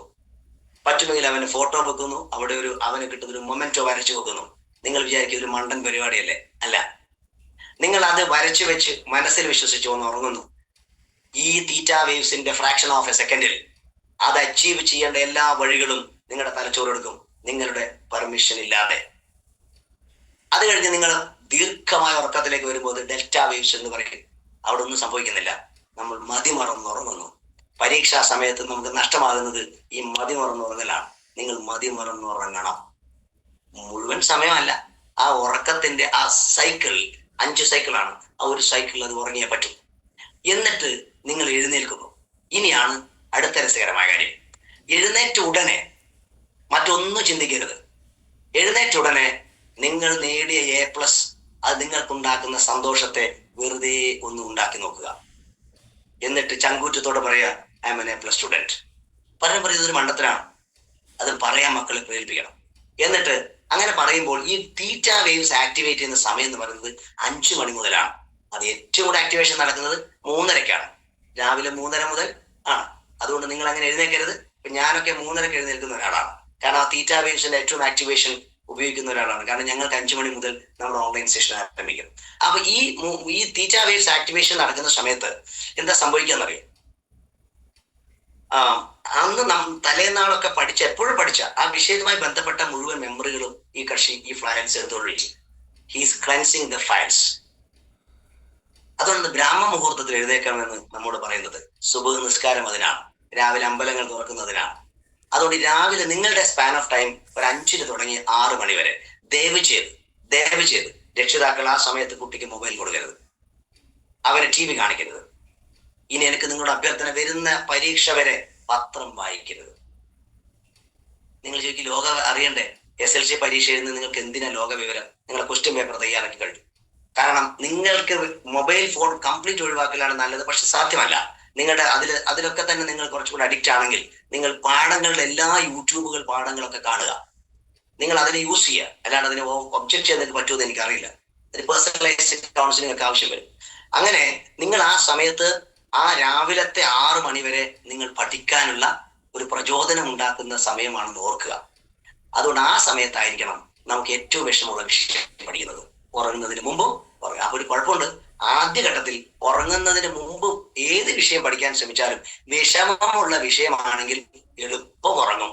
അതുകൊണ്ട് രക്ഷിതാക്കളെ ഇവരുടെ കൂടെ നിന്ന് ഈ ഉറക്കം ഒന്ന് ശ്രദ്ധിക്കണം. പക്ഷെ 1-2 ദിവസം കഴിയുമ്പോൾ ആ ഉറക്കമില്ലാതാവും. ക്ഷമ വേണം. We need patience. ഇനി നമ്മൾ ചെയ്യാൻ പോകുന്നത് ഈ പറയുന്ന ഈ എങ്ങനെയാണ് ഈ മെമ്മറി വർക്ക് ചെയ്ത് ഞാൻ മനസ്സിലാക്കുന്നത്. നിങ്ങൾ കൊടുക്കുന്ന സന്ദേശങ്ങൾ ഇപ്പോൾ ക്യാമ്പസ് റെക്കോർഡ് ചെയ്യുമ്പോഴാണ് മെമ്മറി ഉണ്ടാകുന്നത്. ആ മെമ്മറിയെ നമ്മൾ റിട്രീവ് ചെയ്തെടുക്കുകയാണ് പരീക്ഷകൾ ചെയ്യുന്നത്. ഓർമ്മയുണ്ട്, പക്ഷെ അത് വരുന്നില്ല. അതിന് കാരണം പരീക്ഷയ്ക്ക് തൊട്ട് മുമ്പിൽ ഒക്കെ ഈ ഓർമ്മ നമുക്കൊന്ന് കൊണ്ടുവരണം. അതുകൊണ്ട് ഇനി ചില കാര്യങ്ങൾ ഇപ്പൊ പറഞ്ഞ ശേഷം ഒന്ന് മറ്റൊരു വിഷയത്തിലേക്ക് പോകാം. നിങ്ങൾ ഇനിയുള്ള ദിവസങ്ങളിൽ ചെയ്യേണ്ടത്, നിങ്ങളുടെ വിഷയങ്ങൾ ഇപ്പൊ പരീക്ഷ ഒക്കെ വരുമ്പോൾ തലേനാളെ പ്രഖ്യാപിച്ചിട്ടുണ്ടാവും. ഇപ്പോഴേ ഡേറ്റുകൾ വന്നു, ഗ്യാപ്പുകൾ ഉണ്ടാവും. ഞങ്ങളൊക്കെ പഠിക്കുമ്പോൾ രാവിലെ ഉച്ചക്കൊക്കെ പരീക്ഷ ഉണ്ടായിരുന്നു. ഇപ്പൊ അതില്ല, ആ ഗ്യാപ്പ് കൊടുക്കുന്നുണ്ട്. ആ ഗ്യാപ്പുള്ള സമയമൊക്കെ ശരിക്കും ഉപയോഗിക്കണം. എങ്ങനെയാ വെച്ചാൽ തീർച്ചയായിട്ടും നിങ്ങൾ ആ പഠിച്ച കാര്യങ്ങളെ പോയിന്റ്സ് വൈസ് എഴുതിയിട്ടുണ്ടാവും. ഞാൻ നേരത്തെ പറഞ്ഞ കുറിപ്പുകൾ, ഈ കുറിപ്പുകളുടെ ഓർമ്മകളാക്കി മാറ്റുക. അതായത് എപ്പോഴും നമ്മളോട് അറ്റാച്ച് ചെയ്തുകൊണ്ടിരിക്കുക. ഒരമ്മ ചെറിയ കുട്ടി ജനിച്ചു കഴിഞ്ഞാൽ ആ കുട്ടിയെ വിട്ടുപോകാത്തതുപോലെ നിങ്ങൾ ഈ വിഷയത്തെ പ്രണയിക്കുക, ഇഷ്ടപ്പെടുക. അപ്പൊ അതിനുള്ളൊരു പ്രോസസ്സാണ് ഞാൻ ഇത്രയും സമയം പറഞ്ഞത്. നിങ്ങളുടെ സ്പാൻ ഓഫ് അറ്റൻഷൻ ആണ് ഞാൻ പറയാൻ പോകുന്നത്. പല കുട്ടികളും ചെയ്തൊരു മണ്ടതരം, രക്ഷിതാക്കൾക്ക് അറിയുമെന്നറിയില്ല, പുസ്തകം വായിക്കാൻ കൊടുക്കും. എത്ര സമയം വായിക്കാൻ പറ്റും? 25 മിനിറ്റ്. 25 മിനിറ്റ് ആകുമ്പോൾ നിങ്ങളുടെ അറ്റൻഷൻ പോയിട്ടുണ്ടാവും. ഇപ്പോൾ തന്നെ നിങ്ങൾ മടുത്തിട്ടുണ്ടാവും. പ്രത്യേകിച്ച് ഒരു മൊബൈൽ ഫോണിലൊക്കെ ആയിരിക്കും ഇത് കാണുന്നുണ്ടാവാം. മക്കളെ കുറച്ചുകൂടി ഇരിക്കും, ഞാൻ ഇപ്പോൾ അവസാനിപ്പിക്കാം. അപ്പോ സ്വാഭാവികമായിട്ടും ഈ പറയുന്ന തരത്തില് നമ്മൾക്കറിയാലോ, ഈ എന്താ പറയുന്നത്, ഈ നമ്മുടെ സ്പേസിങ് എന്ന് പറയുന്ന ഒരു ടോപ്പിക്കിലേക്കാണ് ഞാൻ വരുന്നത്. ഈ ഉറക്കം എന്ന് പറയുന്നതിനൊക്കെ ലിങ്ക് ചെയ്യുന്ന ഒരു കാര്യമാണ് ഇപ്പോൾ ഞാൻ പറഞ്ഞുകൊണ്ടിരിക്കുന്നത്. എവിടെയാണ് നമ്മൾ ആവശ്യം എന്ന് വെച്ചാൽ, അപ്പൊ നമ്മൾ പരീക്ഷയുടെ മുമ്പിൽ അല്ലെങ്കിൽ പരീക്ഷയുടെ തൊട്ടടുത്ത ദിവസം, തലേ ദിവസം, ഒരു ആഴ്ച മുമ്പേ ഒക്കെ നമ്മുടെ ബ്രെയിനിന് കൊടുക്കേണ്ട പ്രോസസ് ഡിഫറെന്റ് ആണ്. കാരണം അതിനനുസരിച്ചിട്ട് മാത്രമേ നിങ്ങളെ മെമ്മറിക്ക് അത് എടുക്കാൻ പറ്റൂ. കാരണം ചെറിയ സമയം കൊണ്ടാണല്ലോ ഇത്രയും കാര്യങ്ങൾ നമുക്ക് പഠിക്കേണ്ടത്. അപ്പൊ അങ്ങനെ ഗൗരവം അതിന് കൊടുക്കണ്ട. നിങ്ങൾ സ്പേസിങ്ങിന് മാക്സിമം ടൈം 25 മിനിറ്റ്സ് ആണ്. അത് ഞാൻ കണ്ടുപിടിച്ചതല്ല, അത് ഏറ്റവും എനിക്ക് ഇഷ്ടപ്പെട്ട ഇറ്റാലിയൻ ശാസ്ത്രജ്ഞനായ ഫ്രാൻസിസ് ഡി സിറിലോ എന്ന് പറയുന്ന ഒരു മനുഷ്യൻ കണ്ടുപിടിച്ച പൊമോഡോറോ ടെക്നിക്കാണ്. പൊമോഡോറോ എന്ന് പറയുന്ന വാക്കൊക്കെ ജപ്പാനീസ് ആണ്. അതിനൊക്കെ കാര്യത്തിലൊന്നും ഞാൻ പോകുന്നില്ല. നിങ്ങൾ ഒരു 25 മിനിറ്റ് നേരം പഠിക്കുക, ടേക്ക് ബ്രേക്ക് ഫോർ 5 മിനിറ്റ്സ്. വീണ്ടും ഒരു 25 മിനിറ്റ് പഠിക്കുക, അതിനുശേഷം ഒരു 5 മിനിറ്റ് ബ്രേക്ക് എടുക്കുക. ശ്രദ്ധിക്കേണ്ട കാര്യം, 25 മിനിറ്റ് പഠിച്ചിട്ട് 5 മിനിറ്റ് ബ്രേക്ക് ആണ് നിങ്ങൾ അപകടം. ഈ സമയത്ത് നിങ്ങൾ എഴുന്നേറ്റിട്ട് അടുക്കളയിൽ അമ്മയുടെ അടുത്ത് വെള്ളം കുടിക്കാൻ പോയാൽ നിങ്ങൾ തിരിച്ചു വരില്ല. മറ്റൊന്ന് പുറത്തേക്കൊന്ന് നടക്കാൻ പോയാൽ തിരിച്ചു വരില്ല. ഈ സമയത്താണ് കുട്ടികൾക്ക് ഏറ്റവും കൂടുതൽ മൂത്രം ഒഴിക്കാൻ മുട്ടുന്നത്. ആ സമയത്ത് പിന്നെ നിങ്ങൾ തിരിച്ചു വരില്ല. അത് ഓർക്കേണ്ടത് കൊണ്ടാണ് രക്ഷിതാക്കൾ ശ്രദ്ധിക്കേണ്ടത്. ഈ സമയത്ത് ഈ കക്ഷിക്ക് വെള്ളം എല്ലാം എത്തിച്ചു കൊടുക്കണം. അതാണ് നിങ്ങൾ ചെയ്യേണ്ടത്. അല്ലാതെ കുട്ടികളെ വഴക്ക് പറയല്ല വേണ്ടത്. ആ 25 മിനിറ്റ് 5 മിനിറ്റ് ബ്രേക്ക് വരുമ്പോൾ അടുത്ത വിഷയത്തിലേക്ക് മാറാം. ഈ ഒരു സ്പെഷ്യൽ ഒരു കോച്ചിങ് എന്നതിലാണ് ഞാൻ പറഞ്ഞത്. അങ്ങനെ ഒരു 2-3 വിഷയങ്ങൾ കഴിയുമ്പോൾ അടുത്തതിലേക്ക് മാറാം. ദാറ്റ് സ്പേസിംഗ് ടെക്നിക്ക് നിങ്ങൾക്ക് എങ്ങനെ വേണം ഉപയോഗിക്കാം. എന്തെങ്കിലും പേഴ്സണലായിട്ട് എനിക്ക് ആവശ്യമുണ്ടെങ്കിൽ എന്റെ നമ്പർ അത് കൊടുത്തിട്ടുണ്ട്, അതിൽ വാട്സപ്പ് ചെയ്ത് കഴിഞ്ഞാൽ നിങ്ങളുടെ വ്യക്തിപരമായി അതെങ്ങനെ വേണമെന്ന് എന്നാൽ കഴിയുന്ന സമയം കൊണ്ട് ഞാൻ പറഞ്ഞുതരാം. അപ്പൊ നമ്മൾ ചെയ്യേണ്ട ഈ കാര്യങ്ങളൊക്കെ നമ്മളൊന്ന് മനസ്സിലാക്കി. ഇനി ശ്രദ്ധിക്കേണ്ടത്, ഒരു പക്ഷേ ഇതില് യാനത്തിലെ അംഗങ്ങൾ എന്റെ സെഷനിൽ വരുന്നവർക്ക് അത് മനസ്സിലായിട്ടുണ്ടാവും. നമ്മുടെ ഈ തലച്ചോറിന്റെ ഒരു ഭാഗമായ അമിഗ്ഡാലയെ കുറിച്ച് ഞാൻ പറഞ്ഞു. അതിന്റെ തൊട്ടിപ്പുറമുള്ള VTA എന്ന് പറയുന്ന വെൻട്രൽ ടെഗ്മെന്റൽ ഏരിയ എന്ന് പറയുന്ന ഒരു ഏരിയ ഉണ്ടെന്നും ആ ഏരിയയിലെ ഇങ്ങോട്ട് നമ്മൾ വിടുന്ന ഡോപ്പമൈൻ ആണ് പരീക്ഷയ്ക്ക് മാർക്ക് നേടിത്തരുന്നത്. മനസ്സിലായിട്ടുണ്ടാവില്ല. നിങ്ങളുടെ തലച്ചോറിൽ നിന്ന് പുറത്തേക്ക് വിടുന്ന ഡോപ്പമൈൻ ആണ് നിങ്ങൾക്ക് ഇഷ്ടം ഉണ്ടാകുന്നത്. ഇപ്പൊ തന്നെ കുറച്ച് ആൾക്കാർ ഈ ക്ലാസ് കേട്ടിട്ട് ഇഷ്ടപ്പെട്ടവരുണ്ടാവും, ചിലരും അടുത്തവരുണ്ടാവും. അത് അവരുടെ ഡിപ്പെൻഡ്സ്. ഈ ഇഷ്ടപ്പെടുന്ന ആൾക്കാർക്ക് എന്ത് ചെയ്യും, അവിടെ ഡോപ്പമൈൻ ഇങ്ങനെ ഒഴുകിക്കൊണ്ടിരിക്കും. അതാണ് നിങ്ങൾക്ക് ഒരു ഗെയിം, ഒരു റീൽ നോക്കുമ്പോൾ നമുക്ക് നിർത്താൻ തോന്നാത്തത്. ആ ഡോപ്പമൈൻ ഫ്ലോ പല ക്വാളിറ്റിയുണ്ട്, പല ഡെൻസിറ്റിയുണ്ട്. ആ ഡെൻസിറ്റികളെ ഒന്ന് ബാലൻസ് ചെയ്യാനാണ് ഇനിയുള്ള 2 മാസം നിങ്ങൾ ശ്രമിക്കേണ്ടത്, അല്ലെങ്കിൽ 1 മാസം നിങ്ങൾ ശ്രമിക്കേണ്ടത്. അതിനാദ്യം വേണ്ടത് എന്താ? നിങ്ങൾ തിരിച്ചറിയുക, നിങ്ങൾ നിങ്ങളുടെ വികാരങ്ങളുടെ നിയന്ത്രണത്തിലാണ്. അതുകൊണ്ട് വികാരങ്ങളെ ഒന്ന് നിയന്ത്രിക്കണം. ഞാൻ പറഞ്ഞ മനസ്സിലാക്കണം. വികാരങ്ങളുടെ നിയന്ത്രണത്തിലാണ് നിങ്ങൾ പോലും അറിയാതെ നിങ്ങൾ പലതരത്തിലുള്ള അസ്വസ്ഥത വരുന്നു. പക്ഷെ അതിനൊന്ന് നിയന്ത്രിക്കുന്ന ചില ടെക്നിക്സ് ഞാൻ പറഞ്ഞുതരാം. ഒന്ന്, ഫോക്കസ് ചെയ്യാൻ വേണ്ടത്. ഈ പരീക്ഷയെ സംബന്ധിച്ചാണ് പറയുന്നത്, മറ്റു ജീവിതവുമായി ബന്ധപ്പെട്ടിട്ടല്ല, അത് വ്യത്യസ്തമാണ്. അതായത് ഫോക്കസ് ചെയ്യേണ്ടത് എന്താണ്? നമ്മൾ ഒരു പാഠം പഠിക്കുമ്പോൾ നമ്മൾ ഫോക്കസ് ചെയ്യേണ്ട ഒന്ന് അതിന്റെ പ്രധാനപ്പെട്ട ഡെഫിനിഷൻസ് ആണ്. അത് വിഷയങ്ങൾ തമ്മിൽ വ്യത്യാസം ഉണ്ടാവാം. ഇമ്പോർട്ടന്റ് ഡെഫിനേഷൻസ് നമ്മളൊന്ന് ഫോക്കസ് ചെയ്യാം. രണ്ടാമത്തത് കണക്കൊക്കെ ആണെങ്കിൽ, അല്ലെങ്കിൽ ഫിസിക്സ് ഒക്കെ ആണെങ്കിൽ, കെമിസ്ട്രി ഒക്കെ ആണെങ്കിൽ ഡയഗ്രാംസ്, അത് നിങ്ങളൊന്ന് ഫോക്കസ് ചെയ്യണം. രണ്ടാമത്തെ ഫോർമുലകൾ ഉണ്ടാവും, അത് ചെയ്യണം. ഇനി ഇത്തരത്തിലുള്ള കാര്യങ്ങൾ പറയുന്നതോടൊപ്പം വളരെ സമർത്ഥരായ അധ്യാപകരാണ് ഇപ്പോൾ നിങ്ങൾ പഠിപ്പിക്കുന്നത്. ആ അധ്യാപകർ പറഞ്ഞു തരുന്ന ചില ചോദ്യങ്ങൾ ഉണ്ടാവും, അതൊന്ന് ശ്രദ്ധിക്കണം. ടീച്ചർ ഹിന്റഡ് ക്വസ്റ്റ്യൻസ് എന്ന് പറയും. അധ്യാപകർ പറയുന്ന ചോദ്യങ്ങളൊന്ന് നോക്കണം. ഇനി ഇത് നമ്മൾ നോക്കുന്നതോടൊപ്പം അത് എന്തായാലും ചെയ്യണം, ഫോക്കസ് ചെയ്യേണ്ടത്. അതായത് ക്വസ്റ്റ്യൻ, അതൊരു യുദ്ധത്തിൽ നമ്മൾ പോകുമ്പോൾ ശരിക്കും വാർ സ്ട്രാറ്റജി എന്നാണ് പറയുക. യുദ്ധം തുടങ്ങുന്ന ഒരു ദിവസമല്ല, അതിന് മുമ്പ് ഒരു പ്രിപ്പറേഷൻ ഉണ്ടാവും. എത്ര ശത്രുക്കളുടെ എണ്ണം, ഇതൊക്കെ ഇന്റലിജൻസ് കൊടുത്തിട്ടുണ്ടാവും. അതിന് കണക്ക് ഈ ഗ്രൂപ്പ് എങ്ങനെ പോകണം, ഏത് വെപ്പൺ എടുക്കണം എന്നൊക്കെ നേരത്തെ ട്രെയിൻഡ് ആണ്. അല്ലാതെ ഒരു ദിവസം രാവിലെ കുറെ തോക്കും എടുത്ത് ഒരാൾ പോകലല്ല യുദ്ധം. അതാണ് നമ്മളിപ്പോൾ സാധാരണ പരീക്ഷയ്ക്ക് പോകുന്നത്. അതിന് ഒരു ട്രെയിൻഡ് ആയിട്ടുള്ള ഒരു വാരിയർ ആയി മാറുക, അല്ലെ ജസ്റ്റ് ലൈക്ക് എ കമാൻഡോ ആയി മാറുക എന്നുള്ളതാണ് നമ്മുടെ ദൗത്യം എന്ന് പറയുന്നത്. അതിനുവേണ്ടി നമ്മൾ എന്ത് ചെയ്യണം? ഈ പറയുന്ന രീതിയിൽ വിഷയങ്ങളെ ഒന്ന് ഓർഗനൈസ് ചെയ്ത ശേഷം നിങ്ങൾ ചെയ്യേണ്ട ഒറ്റ കാര്യം, ഇത് ഡെയിലി റിവിഷൻ ചെയ്യണം എന്നുള്ളതാണ്. അതായത് ഈ നമ്മുടെ ഹിപ്പോ ക്യാമ്പസിലേക്ക് ഇത് കുറച്ച് അമ്മ ചെറിയ കുട്ടികൾക്ക് ഭക്ഷണം കൊടുക്കുന്നുണ്ടല്ലോ, ഒന്ന് ഉരുട്ട് കൊടുക്കില്ല. കുറച്ച് കൊടുത്തിട്ട് അവനെ ഒന്ന് താലോലിച്ച് അവൻ അങ്ങോട്ട് ഓടുമ്പോൾ അവനെ പിടിച്ചോണ്ടെന്ന് മെല്ലെ മെല്ലെ അവനറിയാതെ ഭക്ഷണം കൊടുക്കും. ഇങ്ങനെ ആയിരിക്കണം തലച്ചോറിനെ പഠിപ്പിക്കേണ്ടത്. ഈ അമ്മമാർക്ക് ഈ തട്ടിപ്പറയാം, നിങ്ങളെ എങ്ങനെയാണ് ഭക്ഷണം കഴിപ്പിക്കേണ്ടത്, എങ്ങനെയാണ് പല്ല് തേപ്പിക്കേണ്ടതെന്ന് അവർക്കറിയാം. അതുപോലെ നിങ്ങൾക്ക് മാർക്ക് കിട്ടാൻ, A+ കിട്ടാൻ നിങ്ങളുടെ തലച്ചോറിനെ നിങ്ങൾ ഹാക്ക് ചെയ്യണം. It's possible. അപ്പൊ അതിന് ചെയ്യുന്നത് ഡെയിലി റിവിഷൻ. അത് കഴിഞ്ഞാൽ കുറെ കഴിഞ്ഞ് വീണ്ടും മറന്നു ഒരു വീക്കിലി റിവിഷൻ ഉണ്ടാകണം, ആഴ്ചയിൽ ഒരു ദിവസം. പിന്നീട് അതനുസരിച്ച് മന്ത്ലി ഇപ്പൊ സമയമില്ല ഉണ്ടെങ്കിൽ നമുക്ക് അങ്ങനെ ചെയ്യാൻ പറ്റും. എന്നിട്ട് രസകരമായ കാര്യം, നിങ്ങൾ പല ചോദ്യങ്ങളുടെ ഉത്തരം എഴുതി നോക്കുമ്പോൾ തെറ്റുകൾ വരും. മിസ്റ്റേക്ക് എന്ന വാക്കിന്റെ സ്പെല്ലിംഗ് ശ്രദ്ധിച്ചിട്ടുണ്ടോ? MISTAKE. ആ വാക്കിൽ ഒരു വാക്ക് ഒളിഞ്ഞു കിടപ്പുണ്ട്, ടേക്ക്. ആ മിസ്റ്റേക്കിൽ നിന്ന് ചിലത് പഠിക്കാം. ഇനി ഒരിക്കലും എനിക്ക് ഭൂമിയുടെ അടുത്ത നക്ഷത്രം ഏത് എന്ന് പറഞ്ഞാൽ ഞാൻ സൂര്യൻ എഴുതൂ, ഞാൻ ഒരിക്കലും ശുക്രൻ എഴുതില്ല. കാരണം ഞാനൊരു തെറ്റ് വരുത്തി. ഇത് പരീക്ഷയ്ക്ക് മുമ്പാവണം എന്ന് മാത്രമേ ഉള്ളൂ. തെറ്റ് വരുത്തി അത് ശരിയാക്കുക എന്നതാണ്, അല്ലെങ്കിൽ തിരുത്തി പഠിക്കുക എന്നുള്ളതാണ് ലേണിങ്ങിന്റെ മറ്റൊരു നിയമം. So make mistakes, correct the mistake. അതിനു വേണ്ടിയുള്ള ശ്രമം നമ്മൾ ചെയ്യണം. ഇങ്ങനെയുള്ള കാര്യങ്ങളൊക്കെ ചെയ്യുന്ന പോലെ നമ്മൾ വേറെ ചില സ്ട്രാറ്റജീസ് കൂടെ പറയാം, എന്നിട്ട് നമുക്ക് അവസാനിപ്പിക്കാം. ഒന്ന്, ഈ സെന്റൻസ് ഭയങ്കര എനിക്ക് ഇഷ്ടമാണ്. Study what is asked, not study what is interesting. അതായത് എന്താണ് പരീക്ഷയ്ക്ക് ചോദിക്കുക എന്നാണ് പഠിക്കേണ്ടത്, അല്ലാതെ എനിക്ക് ഇഷ്ടമുള്ളത് പഠിക്കലല്ല. 99% കുട്ടികൾക്ക് A+ നഷ്ടപ്പെടുന്നത് ഒറ്റ സെന്റൻസ് കൊണ്ടാണ്. അവർക്ക് ഇഷ്ടപ്പെട്ട കാര്യം പഠിക്കാൻ പോകും. ഉദാഹരണം, വീട്ടിലെത്തുന്നു, അവൻ ഏതെങ്കിലും ഒരു പുസ്തകം എടുക്കുന്നു, അതവൻ ഇഷ്ടമായിരിക്കാം. ആ ഇഷ്ടമുള്ള കാര്യം കുറച്ച് നോക്കുന്നു, ഇഷ്ടപ്പെടാത്ത കണക്കും സോഷ്യൽ സയൻസും ഫിസിക്സും ഈ കുട്ടിയെ നോക്കി കരയുന്നു. ഇതാണ് സംഭവിക്കുന്നത്. ഒന്നും കൂടെ പറയാം, study what is asked, not study what is interesting. നിങ്ങൾക്ക് എന്തൊക്കെ വരാൻ സാധ്യതയുണ്ട് എന്ന ചോദ്യത്തിലേക്ക് മാത്രം ശ്രദ്ധിക്കുക. ഇനി ഇഷ്ടപ്പെട്ടതിലേക്ക് ശ്രദ്ധിക്കുന്ന ആ പരിപാടി ഒഴിവാക്കുക. ഇതാണ് നിങ്ങൾ ചെയ്യേണ്ട മറ്റൊരു കാര്യം എന്ന് പറയുന്നത്. അങ്ങനെ നമ്മൾ ഈ പറഞ്ഞിരിക്കുന്ന പോലെ ഇല്ല, ഇത്രയും കാര്യങ്ങൾ ഞാൻ പറഞ്ഞ പൊമോഡോറോ ടെക്നിക് ഞാൻ ഒന്ന് വിട്ടുപോയില്ല എന്ന് തോന്നുന്നു. മറ്റൊന്ന്, നിങ്ങൾ ശ്രദ്ധിക്കേണ്ട മറ്റു കാര്യം, നിങ്ങളുടെ ഒരു കുഴപ്പം, നിങ്ങളുടെ ക്ലാസ്സിലെ മിടുക്കനായ വിദ്യാർത്ഥി എപ്പോഴും ഓർത്തുകൊണ്ടിരിക്കും, അയ്യോ അവനെ പോലെ എനിക്കൊരു A+ കിട്ടണം. നടക്കില്ല. നിങ്ങൾ കമ്പയർ ചെയ്യേണ്ടത് ആരെന്നറിയോ? ഇന്നലത്തെ നിങ്ങളെ ഇന്ന് നിങ്ങൾ കമ്പയർ ചെയ്യണം. നാളെ ഇന്നത്തെ നിങ്ങളെ. അതായത് ഞാൻ എത്രത്തോളം സ്വയം പഠിച്ചു എന്ന് പറഞ്ഞാൽ ക്യാമറ നിങ്ങളിലേക്ക് തിരിക്കണം. അസാമാന്യമായ ഒരു കഴിവ് നിങ്ങളിലുണ്ട്. കാരണം നിങ്ങളെ തോൽപ്പിക്കാൻ ഒരാൾക്ക് മാത്രമേ സാധിക്കൂ, അത് നിങ്ങൾക്ക് മാത്രം. ഈ പറയുന്ന കാര്യങ്ങളാണ് പൊതുവായി എനിക്ക് പറയാനുള്ളത്. ഒരുപക്ഷെ ഇന്ന് ഗാന്ധിജിയുടെ രക്തസാക്ഷി ദിനമാണ്. നമ്മൾ ഓർക്കേണ്ടത്, ഗാന്ധിജി ഏറ്റവും നല്ല വിദ്യാർത്ഥി ആയിരുന്നില്ല, ഫുൾ A+ സ്റ്റുഡന്റ് ആയിരുന്നില്ല.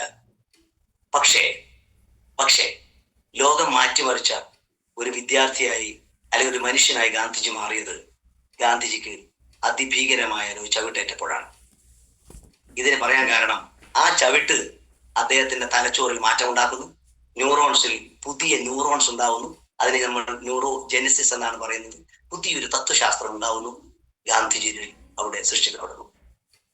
ഓർക്കുക, നിങ്ങൾക്കും ഈ ദിവസം നിങ്ങളുടെ ജീവിതത്തിലെ ഒരു മാറ്റത്തിന്റെ ദിവസമായി കാണാം. അതുകൊണ്ട് തന്നെ ഇനിയും നിങ്ങൾക്ക് എന്തെങ്കിലും സംശയമുള്ള കാര്യങ്ങൾ, ഒരു ഇന്ററാക്ഷൻ കൂടെ നമുക്ക് ആയ ശേഷം നിർത്താം.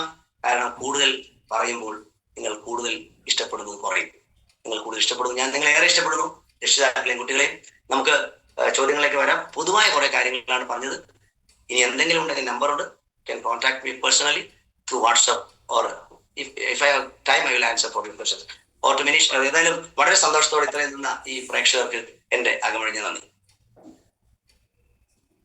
വളരെ വളരെ ഇൻഫർമേഷൻ കിട്ടിയ ഒരു സെഷൻ കേട്ട് കഴിഞ്ഞപ്പോ ഞാൻ എന്നോട് തന്നെ പറയായത്, ഒരു 30 വർഷം മുന്നേ മാഷ കിട്ടിയത് നല്ലതായിരുന്നു. ഇതേ ചിന്തയായിരിക്കും ഇതിലുള്ള പേരൻസിനൊക്കെ ഉണ്ടായിരിക്കും. അവർക്ക് ഇന്ന് നമ്മുടെ കൂടെ ജോയിൻ ചെയ്ത കുട്ടികളടുത്താണ് നിങ്ങൾക്ക് എന്തെങ്കിലും ചോദിക്കാനുണ്ടെങ്കിൽ എന്ത് ചെയ്യാം, ഇവിടെ ചോദിക്കാം. ഇനിയിപ്പോ നമ്മുടെ ഒരു എന്താ പറയാ മാഷിനോടുള്ള ഒരു ആദരവ് നമുക്ക് ഡിജിറ്റൽ പ്ലാറ്റ്ഫോം ആണ്, അത് നമുക്ക് ഡിജിറ്റലായിട്ട് തന്നെ ഒന്ന് കൊടുക്കാം. എല്ലാം ലൈക്കും അതേപോലെ നിങ്ങളുടെ സ്നേഹവും എന്ത് ചെയ്യാം. താങ്ക്സ്. അതിശക്തമായ ചുമയും ഒക്കെയുള്ള ഒരു അവസ്ഥയിൽ നിന്ന് അല്പസമയം പോലും ചുമക്കാതെ ഇത് പറയാൻ സാധിച്ചതിന് thanks to the universe and gratitude. ഒരുപാട് കുഞ്ഞുമക്കളുടെ ചിരി കാണാൻ സാധിക്കുന്നു. അവർക്കൊക്കെ ചോദ്യങ്ങൾ ചോദിക്കാം. ഓക്കെ, അൺമ്യൂട്ട് ചെയ്യാം നിങ്ങൾക്ക് ഓരോരുത്തർക്കും. 180 ആൾക്കാർ ഇപ്പോൾ വേദിയിൽ. ചാറ്റ് ബോക്സിൽ മാഷ് അപ്ഡേഷൻ കിട്ടാൻ വേണ്ടി അല്ലെങ്കിൽ നെക്സ്റ്റ് ക്ലാസ്സിന്റെ ഡീറ്റെയിൽസ് കിട്ടാൻ വേണ്ടിയിട്ട് ഒരു വാട്സപ്പ് ലിങ്ക് ഞാൻ അയച്ചിട്ടുണ്ട്. നിങ്ങൾക്ക് അതിൽ ജോയിൻ ചെയ്യാം. അതേപോലെ മാഷിന്റെ നമ്പർ ഞാൻ അയച്ചിട്ടുണ്ട്. മാഷക്ക് നിങ്ങൾക്ക് കോൾ ചെയ്യുന്നതിനെക്കാട്ടും നല്ലത് മാഷക്ക് വാട്സപ്പ് ഇടുന്നതായിരിക്കും നല്ലത്. മാഷ് എന്ത് ചെയ്യും, പിന്നീട് നിങ്ങൾക്ക് അത് റിപ്ലൈ തന്നോളൂ. ഈ തിരക്കിനിടയിലും ഈ ഔദ്യോഗിക ജീവിതത്തിൽ ഒരു ഹെഡ് മാഷ് എന്ന് പറയുന്ന സമയത്ത് നമ്മൾ ഒരുപാട് ഹെഡ് മാഷ്മാർ കണ്ടിട്ടുണ്ട്. അപ്പൊ ആ ഒരു തിരക്കിനിടയിൽ നമുക്ക് വേണ്ടി ഇങ്ങനെ ഒരു സമയം കണ്ടെത്തി ഇങ്ങനെ ഒരു പ്രോഗ്രാം പറഞ്ഞു തരാൻ കാണിച്ച മനസ്സിന് നമ്മുടെ എല്ലാവരുടെയും നന്ദി അറിയിക്കണം. അത് മാത്രമല്ല, ഇതേപോലത്തെ ഒരു പ്രോഗ്രാം വീണ്ടും ഒരു ദിവസം മാഷയുടെ സമയം നോക്കിയിട്ട് നമുക്ക് എന്ത് ചെയ്യാം, ഒന്നും കൂടി കുറച്ച് പേര് ഇന്ന് ജോയിൻ ചെയ്യാൻ പറ്റാത്ത ആളുകളുണ്ടാവും മാഷെ.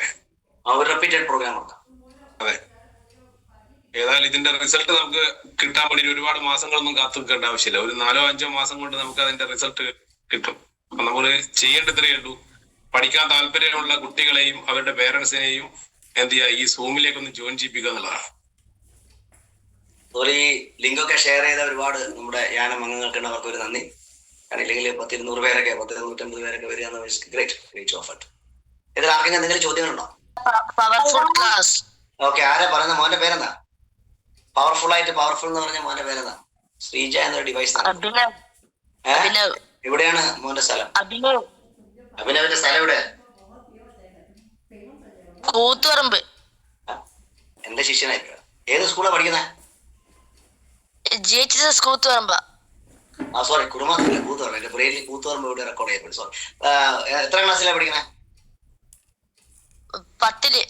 എന്ത് തോന്നി ഇന്ന് കേട്ടിട്ട്? ഒരു ഫുൾ A+ കാരനായി മാറുമോ? ആത്മവിശ്വാസം കൂടിയോ? മോനെ പഠിച്ചിട്ട് ആരാവണമെന്നാണ് ആഗ്രഹം?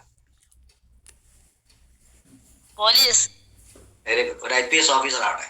ഏതായാലും ഏത് വിഷയമാണ് ഒരു വിഷമം ഉണ്ടെന്ന് തോന്നുന്നത്? മാത്സ്. അപ്പൊ അത് എഴുതി പഠിക്കാൻ ശ്രമിക്കണം, ഒരിക്കലും വായിച്ചു പഠിക്കരുത്. മാത്സ് അധ്യാപകനെ ഇതുവരെ കണ്ടിട്ട് ബുദ്ധിമുട്ട് പറഞ്ഞിരുന്നോ? അപ്പൊ മാഷ് സഹായിക്കുന്നു പറഞ്ഞോ? Very good, very good.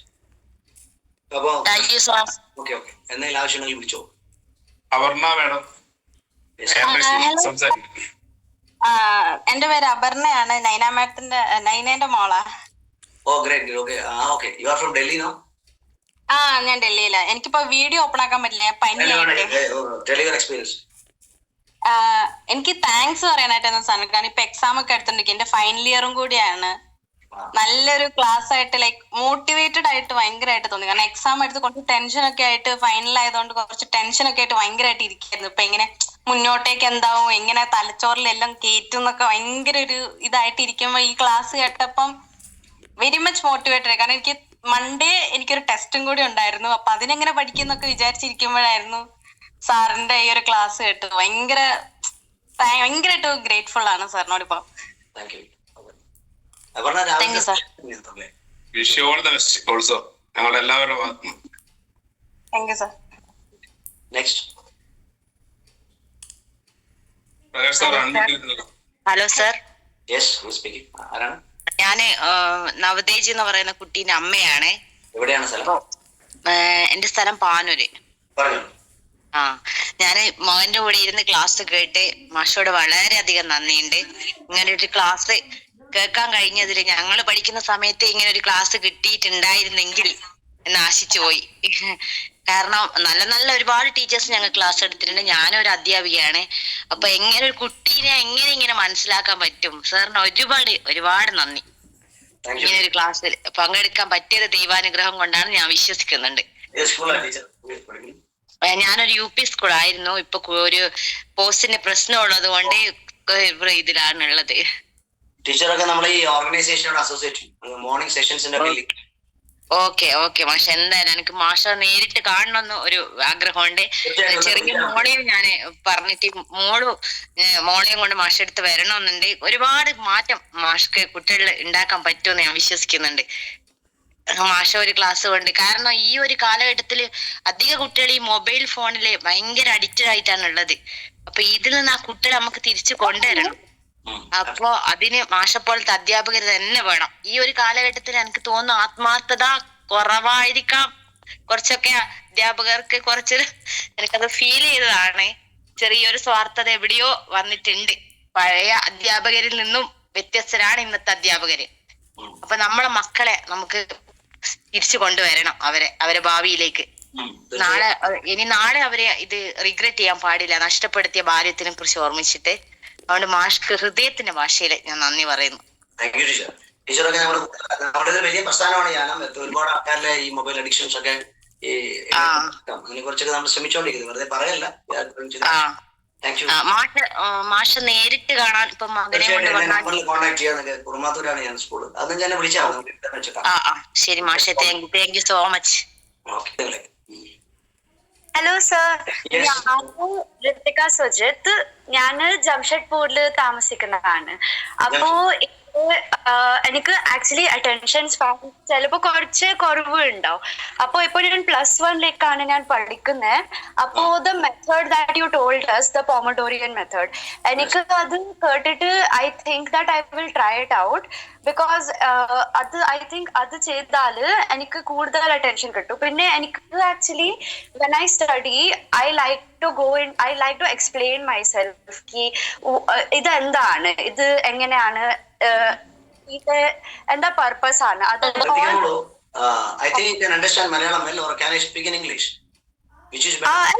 Malayalam understand ആവും. എനിക്ക് പറയുമ്പോ കുറച്ച് ഇതാണ്. ആക്ച്വലി മോള് പറഞ്ഞ കാര്യം ഈ pomodoro technique if you are applying definitely you are result will sheet. I think you are in the CBSE. ഇല്ല ഞാൻ ICSE. You are in ICSE. Good. Okay, ഇതിപ്പോ എല്ലാവരോടും ഞാൻ പറഞ്ഞത് ഈ പൊമഡോറോ ടെക്നിക്ക് വളരെ റെയർ ആയിട്ട് എല്ലാവർക്കും അറിയാം. ഒരു ഇറ്റാലിയൻ ഞാൻ പറഞ്ഞു സയന്റിസ്റ്റ് ആയ, ആക്ച്വലി അദ്ദേഹം വേറെ കാര്യത്തെ കണ്ടുപിടിച്ചാണ്. ഫ്രാൻസിസ്കോ സിറിലോ എന്നാണ് അദ്ദേഹത്തിന്റെ പേര്. അതായത് നമ്മുടെ സ്പാൻ ഓഫ് അറ്റൻഷൻ 25 minutes ആണ്. അപ്പൊ അവിടെ വെച്ചിട്ട് നിങ്ങൾ ഒരു ബ്രേക്ക് എടുക്കുന്നു എന്നുള്ളതാണ് അതിന്റെ കാര്യം. പക്ഷെ വെരി കെയർഫുൾ. ആ ബ്രേക്ക് എടുക്കുമ്പോൾ നിങ്ങൾ തിരിച്ചു വരണം എന്നുള്ള മെസ്സേജ് കൊടുക്കാതെ എന്നാൽ വിൽ ബി അവേ. അതുകൊണ്ട് ആദ്യത്തെ ഒരാഴ്ചയൊക്കെ പൊമഡോറോ ടെക്നിക്, ഇപ്പൊ ഞാൻ life completely I am taking pomodoro technique വർഷങ്ങളായി. കാരണം ഞാൻ എന്റെ എല്ലാ 25 minutes കഴിഞ്ഞ് ബ്രേക്ക് ചെയ്യും. അപ്പൊ ഇത് നിങ്ങൾ ചെയ്യുമ്പോൾ നിങ്ങൾക്ക് പിന്നെ ഒരു ഹാബിറ്റ് ആവും. So that will change your life. മോളെ ഡ്രീം എന്താ? What's your dream to become? Anyhow I am happy to get from മോളു like from Jamshedpur, right? Okay, എന്താണ്? ഞാൻ actually I have took art stream and എനിക്ക് fashion designing പിന്നെ animation ഇത് രണ്ടിൽ എനിക്ക് കുറച്ച് കൺഫ്യൂഷൻ ഉണ്ട്. പക്ഷെ രണ്ട് സ്റ്റഡി ചെയ്യാൻ വേണ്ടി ആർട്സിൽ എന്താ സബ്ജക്റ്റ് ആണ്, എക്കണോമിക്സ്, അത് എന്റെ മെയിൻ ബിസിനസ്സിൽ എന്റെ മൈൻഡ് സെറ്റ് ഇത് ഉണ്ടാവും. പിന്നെ political science and geography I am interested in those subjects. ആരാണ് ലിങ്ക് തന്നെന്ന് അറിയില്ല. My number is there. You can directly talk me. I will specifically give you the which course you have to take. പക്ഷേ ഇത് നമ്മുടെ ലീന സുജിത്തിന്റെ മകളാണ്. ഓ, thank you. അമ്മ അറിയാം, മകളും. Okay, good. Thank you sir. Okay, thank you. So attend in the morning sessions. Yes sir. Hello. Okay, next who is speaking? Next. Yes, hello. Yes, yes. ആരാണ്? Hello sir, ഞാൻ ഇവിടെ വടകരയിൽ നിന്ന് ദിവ്യയാണ്. എന്റെ Allen ബ്രഹ്മനെ ഇപ്പൊ 10th പഠിക്കുകയാണ്. അപ്രതീക്ഷിതമായിട്ടാണ് എനിക്ക് class കാണാൻ പറ്റിയത്, സാറിന്റെ ക്ലാസ് പങ്കെടുക്കാൻ പറ്റിയത്. അപ്പൊ 8:10 ഞാൻ ജോയിൻ ചെയ്യുമ്പോ ക്ലാസ്സില്. അപ്പൊ ഇന്ന് രാവിലെ പോലും വേറൊരു രക്ഷിതാവ് എന്നോട് ഈ ഒരു ആശങ്ക പങ്കുവെച്ചിരുന്നു, 10ാം ക്ലാസ്സിൽ എന്താ ചെയ്യാന്നൊക്കെയുള്ള. അപ്പോ ഞാൻ പെട്ടെന്ന് ഈ ഒരു ലിങ്ക് കണ്ടപ്പോ അവർക്കും കൂടി ഷെയർ ചെയ്തിട്ടാണ് ഞാൻ ഇതിലേക്ക് ജോയിൻ ചെയ്തത്. അപ്പൊ അവർക്കും കൂടി ഉപകാരപ്പെട്ടിട്ടുണ്ടാവും എന്ന് വിചാരിക്കുന്നത്. അതുകൊണ്ട് തന്നെ ഒരു സംതൃപ്തി ഉണ്ട് എനിക്ക്. അപ്പൊ ഇതിന്റെ ഇടക്ക് നെറ്റ് കട്ടായിട്ടാന്ന് തോന്നുന്നു, പലതും കിട്ടിയിട്ടില്ല ഞങ്ങൾക്ക്. ഇപ്പൊ ഈ ഒരു പഠിക്കേണ്ട മെത്തേഡ് പറഞ്ഞല്ലോ സാറ്, അപ്പൊ അത് കുറച്ച് വീഡിയോസ് കട്ടായി പോയി. പിന്നെയും ജോയിൻ ചെയ്തതാണ്. റെക്കോർഡ് ഉണ്ട്, ഞാൻ ആ ഗ്രൂപ്പിലേക്ക് ഷെയർ ചെയ്യാം. ഗ്രൂപ്പിലേക്ക് റെക്കോർഡ് ഉണ്ട്, ഈ പ്രോഗ്രാം റെക്കോർഡ് ഉണ്ടാവും. Just watch. എന്നിട്ട് ഞാനാണ് 8:10 ഞാനാണ് ജോയിൻ ചെയ്ത് കാണുന്നത്. മോൻ നൈറ്റ് ക്ലാസ്സും കഴിഞ്ഞ് 8:30 വരുമ്പോ. അപ്പോഴേ ഞാൻ ഇങ്ങനെ അവന് പറഞ്ഞു കൊടുക്കാം. പക്ഷെ നമ്മള് പറഞ്ഞു കൊടുക്കുമ്പോ എത്രത്തോളം അത് മക്കളെ ആക്സെപ്റ്റ് ചെയ്യുന്നുള്ള ഇല്ലല്ലോ. അപ്പൊ സാറിന്റെ അടുക്കേന്നൊക്കെ ഒരു ക്ലാസ് കിട്ടുമ്പോ അവൻ തന്നെ ഒരു ഇത് വരും. അപ്പൊ അവൻ വന്നു കഴിഞ്ഞപ്പോ കാണുമ്പോ വേറൊന്നിനും പോയില്ല, വേഗം ഈ ക്ലാസ് നന്നായി കേട്ടു അവൻ ബാക്കിയുള്ള. അപ്പൊ തന്നെ അവനൊരു ആത്മവിശ്വാസം വന്നതുപോലെ തോന്നിയിട്ടുണ്ട് എനിക്ക്. അപ്പൊ നല്ലൊരു ക്ലാസ്സായിരുന്നു. അപ്പൊ എങ്ങനെ പഠിക്കണം എന്നൊക്കെ ഉള്ളത് നല്ല രീതിയിൽ അക്സെപ്റ്റ് ചെയ്തിട്ടുണ്ട് തന്നെയാണ് എന്റെ വിശ്വാസം. അപ്പൊ ഞാനും PSCക്ക് പഠിച്ചുകൊണ്ടിരിക്കുകയാണ്. അപ്പൊ ഞങ്ങൾക്ക് അവിടുന്ന് സാറ് പറഞ്ഞു തരും 25 minutes ആണ് ഇരിക്കേണ്ടത്. അപ്പൊ അതൊക്കെ ഞാൻ ഇവനും പറഞ്ഞു കൊടുക്കലുണ്ട്. പക്ഷെ എന്തോ ഇപ്പൊ നല്ലൊരു ലെവലുള്ള കുട്ടിയായിരുന്നു. പക്ഷെ ഇപ്പം കുറച്ചെന്തോ മറ്റുള്ള കുട്ടികളോട് ഇതായിട്ട് എന്തോന്നറിയില്ല, ഇവൻ തീരെ ഡൗൺ ആയിട്ടുള്ള. അപ്പൊ അതിന്റെ ഒരു എല്ലാ രക്ഷിതാക്കളെ പോലെ വലിയൊരു ആശങ്കയിലുള്ളത്, ഭയങ്കര മാനസിക സമ്മർദ്ദം ഒക്കെയാണ്. അപ്പൊ സ്കൂളിൽ തന്നെ ഇവനെ കൗൺസിലിങ്ങിനെല്ലാം വിട്ടിന്. അപ്പൊ എന്നാലും കുട്ടികളെക്കാണ് ഇപ്പൊ രക്ഷിതാക്കൾക്കാണ് ഭയങ്കരം. ഞങ്ങള് കുറെ രക്ഷിതാക്കൾ പരസ്പരം ഒന്നും പറയണ്ട, അവരെന്തെങ്കിലും ചെയ്യും, അങ്ങനെയൊക്കെയുള്ള ഒരു മൈൻഡിലാണ് ഞങ്ങൾ ഉള്ളത്. അപ്പൊ നല്ല സ്നേഹത്തോടു കൂടിയാണ് നിൽക്കുന്നത്. എങ്ങനെയാണ് ഇടപെടേണ്ടത് ഒരു ഐഡിയ കിട്ടിയല്ലോ. നിങ്ങൾ ഇനിയെങ്കിലും പറയണ്ട, അപ്പൊ നല്ലൊരു ക്ലാസ് ആയിരുന്നു. Thank you. ഈ ക്ലാസ്സിൽ ജോയിൻ ചെയ്യാൻ പറ്റിയത് തന്നെ വലിയൊരു സന്തോഷമുണ്ട്. ഈ ലിങ്ക് അയച്ചു തന്ന സുഹൃത്തിനെ പ്രത്യേകം നന്ദി അറിയിക്കുന്നു. ഈ ക്ലാസ് എടുത്ത സാറിനും എന്റെ ഹൃദയംഗമായ നന്ദി. കുട്ടികളിലേക്ക് ട്രാൻസ്ഫർ ചെയ്യുന്നുള്ള കാര്യം ഓർമ്മിക്കുക. Thought can travel. സോ നിങ്ങൾ എന്ത് നെഗറ്റീവ് പറഞ്ഞാലും that will affect your child. Please be very careful. Okay thank you sir. സാറേ, എനിക്ക് തോന്നുന്നു ഒരു പേരന്റ്സിന് ഒരു പേരന്റിങ്ങിന്റെ ഒരു ക്ലാസ് വെക്കുന്നത് കുറെ കൂടി ബെറ്റർ ആയിരിക്കും. Exclusive for parents. They don't know how to deal. വലിയൊരു പിന്നെ ആൾക്കാരുടെ റെസ്പോൺസ്. ഓക്കെ മേഡം പറഞ്ഞു. ഹലോ, യെസ് ചോദിച്ചോളൂ. അവതേച്ചിന്റെ അമ്മീനും മാനന്തേരിയിൽ. ഓക്കെ പറഞ്ഞോളൂ. അവന് കണക്കിലെ കുറച്ച് വിഷമാണ്. ഒരാളെ സംസാരിക്കും. എന്താണ് കണക്കിന് കുറച്ച് വിഷമാണ്. അതെന്തെങ്കിലും പറഞ്ഞുതരാം. കണക്കിന് വിഷമം എന്ന് പറയുന്നത് നമ്മൾ കൊടുക്കുന്ന ആദ്യത്തെ സെറ്റ് ഒരു മൈൻഡിന് കൊടുക്കുന്ന ഒരു ചിത്രമാണ് കണക്ക് വിഷമം. ലോകത്തിലെ ഏറ്റവും എളുപ്പമുള്ള വിഷയമാണ് ഈ പറയുന്ന കണക്കെന്ന് പറയുന്നത്. പക്ഷെ നമ്മൾ അങ്ങനെ കേട്ട് നമ്മുടെ ബ്രെയിൻ അങ്ങനെ റെക്കോർഡ് ചെയ്യുന്നുണ്ടാകും. അവനൊരു കാര്യം ചെയ്യും, അവന്റെ കണക്ക് മാഷോട് ഒന്ന് മാഡം കൂടെ പോയി അവരോട് സംസാരിക്കുക. അതിനുശേഷം ഇവനെ കുറച്ച് 2-3 കണക്കുകൾ അവൻ ചെയ്ത് പഠിക്കണേ. ഈ 2-3 കണക്കുകൾ ചെയ്ത് പഠിക്കുമ്പോൾ നിങ്ങളുടെ ബ്രെയിനിന്റെ സെൽസ് ന്യൂറോജെനിസിസ് എന്ന് പറയും, അത് വളരെ ഫാസ്റ്റ് ആയിട്ട് വളരും. പ്രത്യേകിച്ച് ഈ പറയുന്ന സ്പാൻ ഓഫ് ടൈം, ഈ പരീക്ഷയുടെ അടുത്താകുമ്പോൾ അതിന് ട്രിഗർ കൂടും. അങ്ങനെ വരുമ്പോൾ നിങ്ങൾക്ക് പറ്റിയ രീതിയിൽ മാത്സ് ഇഷ്ടപ്പെട്ട് പഠിക്കാൻ പറ്റും. ഒരു സഹായം ടീച്ചറോട് അഭ്യർത്ഥിക്കുക. നിങ്ങൾ അവൻ നന്നായി മാത്സിൽ A+ വാങ്ങുന്നതായിട്ടൊന്ന് വിഷ്വലൈസ് ചെയ്യുക, അവനോട് പറയും. ശരി സാർ, താങ്ക് യു.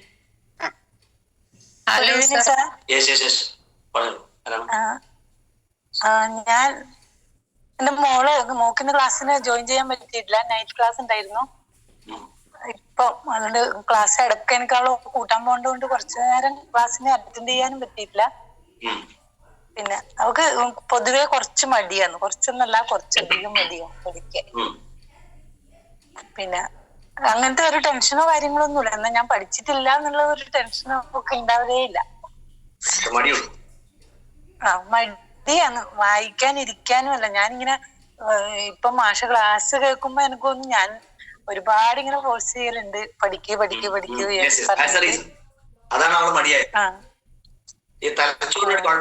അത് മുതലേ പിന്നെ ഒരു ആബ്സെന്റ് മൈൻഡ് ക്ലാസ്സിന്ന് ടീച്ചർ ചെറുതിൽ മുതലേ പറയുന്ന ഒരു കാര്യമാണ്. ആബ്സെന്റ് മൈൻഡ് വരുന്ന ക്ലാസ് അറ്റൻഡ് ചെയ്യുന്ന സമയത്തായാലും ആബ്സെന്റ് മൈൻഡ് വരുന്ന ഒരു ഇത്. എന്താ ചെയ്യണമെന്ന് ഞാൻ അതിനൊരു ആൻസർ പറഞ്ഞുതരാം. ഒന്ന് നിങ്ങളുടെ ചിന്താഗതി മാറ്റുക. രണ്ട്, ആ മകളോട് കൂടുതൽ അടുത്ത് സംസാരിക്കുമ്പോൾ അവൾക്ക് എവിടെയോ ഒരു പ്രോബ്ലം ഉണ്ട്. അതായത് അവളുടെ മനസ്സിനെ അസ്വസ്ഥമാക്കുന്ന ചെറിയ ചെറിയ കുഞ്ഞു കുഞ്ഞു പ്രശ്നങ്ങളായിരിക്കും. അതൊന്ന് മനസ്സിലാക്കുക. നിങ്ങളെ സ്കൂളിൽ ഒരു കൗൺസിലർ ഉണ്ടാവും, കണക്ട് ദാറ്റ് കൗൺസിലർ. എന്തെങ്കിലും പേഴ്സണലി ആവശ്യമുള്ള you can send me WhatsApp message. ഈ റെക്കോർഡിംഗ് കൗൺസിലിംഗ് എല്ലാം കൊടുത്തിട്ടുണ്ടായിരുന്നു. അപ്പൊ അങ്ങനെ ഒരു പ്രശ്നം ആക്കണ്ട. നിങ്ങളുടെ തോട്ടം ഒന്ന് മാറ്റിയാൽ ഈ റെക്കോർഡ് ഒന്ന് 2-3 പ്രാവശ്യം കണ്ടു. ആയിക്കോട്ടെ. പഠിക്കാനൊരു താല്പര്യക്കുറവ്, അതാണ് മെയിൻ ആയിട്ട്. അതിന് കാരണം താല്പര്യക്കുറവല്ല, കുട്ടിക്ക് വേറെ താല്പര്യമുണ്ട്. അതെന്താണെന്ന് കണ്ടെടുത്താണ്. ആ ഡോപ്പാമൈൻ അങ്ങോട്ടേക്കാണ് ബീറ്റ് ചെയ്യുന്ന പോകുന്നത്. അതിന്റെ ക്വാളിറ്റീന്റെ ഡിഫറൻസ് ഒന്ന് മനസ്സിലാക്കിയാൽ മതി. പക്ഷെ അത് ചെയ്തെടുക്കാൻ. Okay okay sir. Thank you for response. Thank you sir. Hello, good evening sir. Yes, good evening sir. എന്റെ മോള് 7th അപ്പോ അവൾക്കുള്ള പ്രശ്നം വെച്ചാല് എഴുതി പഠിക്കുകയില്ല. എഴുതാന് ഭയങ്കര മടി. അപ്പൊ ഒന്ന് എഴുതി പഠിച്ചാല് മാഡം അവിടെ നന്നായി ചിത്രം വരയ്ക്കുന്നതാണോ? ചിത്രം വരയ്ക്കൊന്നുമില്ല, അങ്ങനെ പെയിന്റിംഗ് എല്ലാം ചെയ്യും. പെയിന്റിംഗ് എല്ലാം ഇങ്ങനെ വെറുതെ ഇങ്ങനെ. അതായത് അവരുടെ ആർട്ടിസ്റ്റിക് ഏരിയ അല്ലെങ്കിൽ ആ ഏരിയ ആക്ടിവേറ്റ് ആവുന്നതുകൊണ്ടാണ് അങ്ങനെ സംഭവിക്കുന്നത്. That's good. അത് പെട്ടെന്ന് എനിക്ക് കണ്ടെത്താൻ പറ്റും. കാരണം ആ ബ്രെയിനെ കുറിച്ച് ചെറിയ സ്ട്രക്ചറിലുണ്ട്. അവരുടെ ആർട്ടിസ്റ്റിക് ടേൺ ഓവർ ഉണ്ടാകുമ്പോൾ അവർ വളരെയധികം പാഷനേറ്റ് പെയിന്റിംഗ് ആയി. അതുകൊണ്ടാണോ എഴുതി പഠിക്കാൻ മടിയാണ്? അവര് ഈ കിനസ്തെറ്റിക്കിൽ വർക്ക് ചെയ്യില്ല. കുഴപ്പമില്ല, അത് ശരിയാക്കി എടുക്കാം. Don't worry. ഓ, പിന്നെ ഭയങ്കര ഒരു മടി, എല്ലാത്തിനും ഒരു മടി പഠിക്കാൻ. ആദ്യം നന്നായിട്ട് 98 ഒക്കെ മാർക്ക് വാങ്ങുന്ന കുട്ടി ഇപ്പോ ഒരു 40, 38 അങ്ങനെയൊക്കെ ആയിട്ട് കുറഞ്ഞു വന്നേന്. മൊബൈലും പിന്നെ ടിവിയിലെല്ലാം ഇങ്ങനെ ഓരോ ഫിലിമെല്ലാം ഇങ്ങനെ കാണലാ പണി. ഇംഗ്ലീഷ് അറിയാം.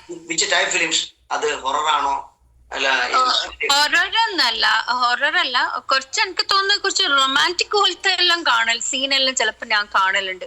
7th എത്തിയിട്ടുള്ളൂ. അതുകൊണ്ട് കുഴപ്പമൊന്നുമില്ല. അവർക്ക് എവിടെയോ ഒരു കലാകാരി ആവുമ്പോഴാണ്. ആണോ? പക്ഷെ അത് എങ്ങനെയാ പഠിപ്പിലേക്ക് എങ്ങനെയാ തിരിച്ച് കൊണ്ടുവരണ്ടേന്ന് ഒരു തൽക്കാലം നിങ്ങളൊരു കാര്യം, ഈ വറി നിങ്ങൾ ആദ്യം മാറ്റണം. നിങ്ങളുടെ വറി കുട്ടികളിൽ ട്രിഗർ ചെയ്യും. അപ്പൊ നമ്മളിങ്ങനെ സ്കൂളായിട്ട് നിന്നാ ഒരു അങ്ങനെ തന്നെ അങ്ങ് പോന്നില്ലേ പഠിക്കാണ്ട്? നിങ്ങൾ ആ വറി നിർത്തൂ.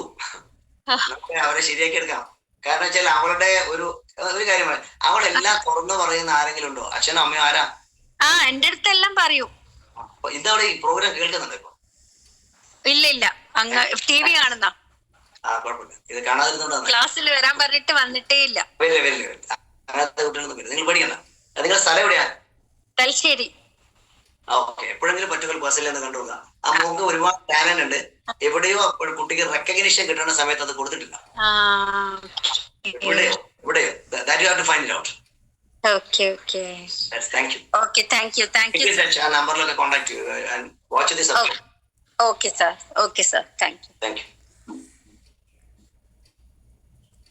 Next question. I think the question is over. Hello sir, നമസ്കാരം. നമസ്കാരം.